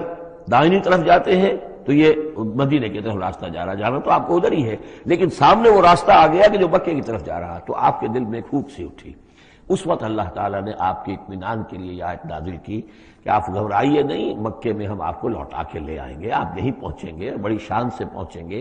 اس وقت تو آپ کو نکلنے کے لیے جو ہے روپوش بھی ہونا پڑا ہے، آپ کا تعاقب بھی ہو رہا ہے، پھر وقت آئے گا کہ آپ ایک فاتح کی حیثیت سے داخل ہوں گے۔ تو یہ بھی اس کی ایک روایت چونکہ ہے تو یہ مفہوم بھی اس میں نکل سکتا ہے، لیکن عام طور پر یہ ہے، اس سے مراد میرے نزدیک یہی ہے کہ آپ کے لیے جیسے کہ سورۃ الضحیٰ میں کہا گیا ہے وَلَلْآخِرَةُ خَيْرٌ لَكَ مِنَ الْأُولَىٰ، اے نبی آپ کے لیے آخرت جو ہے اس دنیا سے کہیں بہتر ہے، لہذا آپ کے لیے تو یوں سمجھیے کہ جو اللہ لوٹا کر آپ کو لے جائے گا معاد میں، تو وہ معاد آپ کے لیے معادن، یہ گویا کہ یہ تفخیم کے لیے ہے نکرہ، بہت عمدہ جگہ لوٹانے کی، جس کے لیے یہ بھی کہا گیا عسیٰ ان یبعثک ربک مقاما محمودا، وہاں پر جو آپ کو مقام ملنا ہے مقام محمود، اور جو جنت حضور کی ہوگی جس کا کیا تصور کوئی کر سکتا ہے، تو ادھر اشارہ ہے۔ ان الذی فرض علیک القرآن رادک الی معاد قل ربی اعلم من جاء بالہدی، کہہ دیجئے کہ میرا رب خوب جانتا ہے کہ کون ہدایت لے کر آیا، کون راہ کی سوجھ لے کر آیا، کون ہدایت لے کر آیا، ومن هو فی ضلال مبین، اور کون وہ ہے کہ جو کھلی گمراہی میں پڑا ہوا ہے۔ وما کنت ترجو ان یلقی الیک الکتاب، اور اے نبی آپ کو تو کوئی توقع نہیں تھی کہ آپ کو کتاب دی جائے گی، کتاب القا کی جائے گی۔ یہی بات آئی ہے سورہ نمل کے اندر بھی وَإِنَّكَ لَتُلَقَّى الْقُرْآنُ مِن لَّدُنْ حَكِيمٍ حَلِيمٍ، یہ قرآن تو آپ کو دیا گیا ہے، ایسا نہیں ہے کہ آپ متوقع تھے، آپ چاہتے تھے، آپ کو چلہ کشی کر رہے تھے کہ کوئی مجھے بھی کوئی روحانیت حاصل ہو جائے اور کوئی غیب کی میں تعلیم غیب کی معلومات حاصل کر لوں، معاذ اللہ آپ کا تو مزاج ہی وہ نہیں تھا۔ ایک بہت ہی جو سمجھیے شریف انسان اور ایک شریف تاجر، اسی لیے حضور نے فرمایا تاجر الصدوق الامین مع النبیین والصدیقین والشہداء، وہ تاجر کو بالکل سچا ہو، جھوٹ کی آمیزش نہ ہونے دے، اور امین ہو، امانت دار ہو، اس کا رتبہ جو ہے وہ تو انبیاء اور صدیقین اور شہداء کے ساتھ ہے، اس جماعت میں شریک ہوگا وہ۔ تو حضور کی زندگی وہ تھی، لہذا یہاں فرمایا ہے کہ وما کنت ترجو، آپ تو کوئی امیدوار نہیں تھے، نہ آپ کو یہ توقع تھی کہ آپ پر یہ کتاب اتاری جائے گی، الا رحمۃ من ربک، یہ تو اللہ کی رحمت ہوئی ہے، اس کی مہربانی ہے کہ آپ کو اس نے چنا ہے، پسند کیا ہے، اور آپ کو اللہ تعالیٰ نے یہ کتاب عطا فرمائی۔ فلا تکونن ظہیرا للکافرین، تو آپ کافروں کے پشت پناہ نہ بنے۔ اس میں اشارہ ہو رہا ہے اصل میں، جیسے کہ ہم پڑھ چکے ہیں سورہ نساء کے اندر کہ اے مسلمانوں، گویا کہ یہ بات کہی گئی تھی کہ تم اپنی عصبیت اور قبائلی عصبیت کی وجہ سے، تمہارا ایک شخص ہے منافق ہے، اس نے وہ چوری بھی کی تھی، اب تم اس کی پشت پناہی کر رہے ہو اور سارا کا سارا الزام یہودی پر ڈالنا چاہ رہے ہو، تو یہ عصبیت جاہلیت ہے۔ یہاں ذکر کیا جا رہا ہے فلا تکونن ظہیرا للکافرین۔ اب ظاہر بات ہے کہ حضور جب مکے میں دعوت دے رہے ہیں تو اب رشتے جو ہیں وہ کٹ رہے ہیں، گویا کہ ابو لہب سگا چچا ہے لیکن دشمنی کے انتہا کیے ہوئے ہیں۔ تو یہ جو آپ نے فرمایا، اب آپ اپنے رشتوں کو ان کافرین کے ساتھ، اب آپ اپنے تعلقات کو کوئی اہمیت نہ دیں، ان کے ساتھ کسی عصبیت کا کوئی اگر اثر کہیں ہو بھی، کہیں اگر کوئی یعنی بہت ہی ادنا سا خفیف سا بھی شائبہ اگر دل میں ہو تو اس کو بھی آپ نکال دیجئے۔ یہی لفظ کہے تھے حضرت موسیٰ علیہ السلام نے جب وہ قبطی مارا گیا تھا ان کے ہاتھوں، کہ جب اللہ تعالیٰ نے توبہ قبول کر لی کہ میں کبھی بھی ابھی کسی کافر کا اور کسی ایسے شخص کا، میں ظالم کا ظہیر نہیں بنوں گا، پشت پناہ نہیں بنوں گا، تو وہی حکم حضور کو دیا جا رہا ہے۔ وَلَا يَصُدَّنَّكَ عَنْ آيَاتِ اللَّهِ بَعْدَ إِذْ أُنزِلَتْ إِلَيْكَ، یہ اسی سورہ مبارکہ میں یہ آیت نمبر 17 تھی یہ۔ ولا يصدنك عن آیات اللہ بعد اذ انزلت الیک، اور نہ آپ کو برگشتہ کر سکیں، روک سکیں، آپ کے رخ کو موڑ دیں اللہ کی آیات سے، بعد اذ انزلت الیک، جبکہ وہ آپ پر نازل کر دی گئیں، ودعو الی ربک، یعنی یہ آپ کے کنبے والے، قبیلے والے، آپ کے یہ قریش جو ہیں، جو آپ ہی کے قبیلے کے لوگ ہیں، اگر آپ ان کے ساتھ کوئی اپنا بھائی چارہ رکھیں گے اور کوئی ان کے ساتھ تعلق قلبی جو ہے استوار رکھنے کی کوشش کریں گے، اگر کسی درجے میں بھی یہ قبائلیت جو ہے آپ کے اندر رہی تو یہ روک دیں گے پھر آپ کو، یہ تو پھر اس سے استعمال کریں گے اور اس کی بنا پر جو ہے وہ پریشرائز کرنے میں آپ کو کامیاب ہو جائیں گے کہ وہ آپ کو قرآن مجید کی جو آیات آپ پر نازل ہو رہی ہیں ان سے برگشتہ کر دیں۔ ولا یصدنک، اور نہ کرنے پائیں آپ کو برگشتہ اللہ کی آیات سے، بعد اذ انزلت الیک، اس کے بعد کہ وہ آپ پر نازل کر دی گئی ہیں، ودعو الی ربک، اور اپنے رب کی طرف دعوت دیتے رہیے، ولا تکونن من المشرکین، اور دیکھیے شرک سب سے گھناؤنا جرم ہے تو اس کا کوئی شائبہ بھی اپنے قریب مت آنے دیجیے، ولا تدعوا مع اللہ الہا آخر، جیسا کہ میں نے بار بار عرض کیا ہے، اس میں خطاب تو ہوتا ہے بظاہر حضور سے واحد کے صیغے میں، لیکن یہ کہ یہ خطاب صرف حضور سے نہیں ہے بلکہ اصلاً اس کے مخاطب مسلمان ہیں، حضور کے وساطت سے۔ وَلَا تَدْعُوا مَعَ اللَّهِ إِلَٰهًا آخر، اور مت کسی کو پکارو اللہ کے ساتھ کسی اور الہ کو، لا الہ الا ہو، اس کے سوا کوئی معبود نہیں ہے، کل شیء ہالک الا وجہہ، ہر شے فنا میں ہے یا فنا ہو جائے گی سوائے اس کا چہرہ۔ اب یہ کہ اللہ کا چہرہ کون سا ہے، اور یہ کہ اگر اللہ کا چہرہ جو ہے صرف اس کے لیے فنا نہیں تو کیا اللہ کے لیے کوئی باقی اعضاء بھی ہیں، ان کے لیے فنا ہے؟ معاذ اللہ ثم معاذ اللہ۔ یہ آیات جیسا کہ میں نے عرض کیا کہ اللہ کی ذات سے متعلق ہوں، عالم سے متعلق ہوں، عالم غیب اور عالم آخرہ کی، ان کے بارے میں بس جتنا کچھ بتا دیا ہے اس کے اوپر اکتفا کی جائے، اس سے آگے منطق کے حوالے سے اس کا جو ہے لازم اور ملزوم کے ایک ایک قدم بڑھاتے نہ جائیں تو اس میں یہ ہے کہ انسان جو پھر غلط راستے پر پڑ جائے گا۔ العجز عن درک ذات ادراکو، حضرت ابوبکر صدیق نے فرمایا تھا اللہ تعالیٰ کی ذات تو وہ ہے کہ جب انسان یہ سمجھ لے کہ میں اس کی ذات کو نہیں سمجھ سکتا، بس یہی ادراک ہے، یہی معرفت ہے کہ اللہ کی ذات جو ہے وراء الورا ثم وراء الورا ثم وراء الورا، یہ الفاظ شیخ احمد سرہندی جن کو ہم مجدد الفسانی رحمۃ اللہ علیہ کے نام سے جانتے ہیں، وہ اپنے خطوط میں مکاتیب میں انہوں نے بار بار یہ الفاظ کہے، ذات باری تعالیٰ وراء الورا ثم وراء الورا ثم وراء الورا، اس کا کوئی تصور کسی انسان کے لیے ممکن نہیں ہے، لیکن یہ کہ ہر شے ہلاک ہو جانے والی ہے سوائے اللہ کے چہرے کے۔ ظاہر بات ہے کہ ہر شے کے لیے فنا ہے، اور یہاں پہ اکثر لوگوں نے پھر اس منہ سے مراد لیا پوری ہستی، جیسے کہ ہم بھی کسی کے منہ دیکھو کہ یہ کام کر رہا ہے تو گویا کہ کسی کے لیے، کسی کے رضا جوئی کے لیے کر رہا ہے، تو اس اعتبار سے گویا کہ ذات باری تعالیٰ تو ہے کہ جو ہمیشہ قائم رہنے والی ہے، اور یہاں اس کے چہرے سے مراد اس کی پوری ذات ہے۔ باقی جو کچھ ہے، اب جو ہمارے ہاں صوفیہ ہیں جو وحدت وجود کے قائل ہیں وہ تو اب بھی سمجھتے ہیں کہ باقی جو کچھ ہے وہ ہے ہی نہیں، معدوم کے درجے میں ہے، اس کی کوئی حقیقت نہیں ہے۔ کل ما فی الکون وہم او خیال او وقوف فی المرایا او ظلال، جو بھی کچھ اس کائنات کے اندر ہے اللہ کی ذات کے سوا یا تو وہ وہم ہے، کل ما فی الکون وہم او خیال او وقوف فی المرایا، یا جیسے کہ شیشوں میں عکس نظر آتے ہیں، آئینہ قد آدم ہے، آپ اس کے سامنے کھڑے ہیں تو آپ پیچھے بھی نظر آ رہے ہیں اس کے، ہے تو نہیں آپ وہاں، جو جیسے کہ شیشے میں عکس ہوتا ہے کہ اس کا وجود کوئی نہیں، اسی طریقے سے یہ کائنات جو ہے اپنی اصل کے اعتبار سے معدوم کے درجے میں ہے۔ اور پھر یہ کہ یہ بھی ہمارا عقیدہ ہے کہ ہر شے فنا ہو جائے گی۔ لہ الحکم، اسی کے لیے ہے اختیار، بادشاہی، حکومت، وَإِلَيْهِ تُرْجَعُونَ، اور اسی کی طرف تم لوٹا دیے جاؤ گے۔ یہاں یہ چار صورتیں جو تھیں اس سورہ اس گروپ کی، وہ میں نے عرض کیا تھا کہ چار ایک مزاج کی ہیں، اور اب جو چار ہیں وہ ایک مزاج کی ہیں، اور یہ چاروں اب شروع جو ہو رہی ہیں وہ الف لام میم سے ہو رہی ہیں۔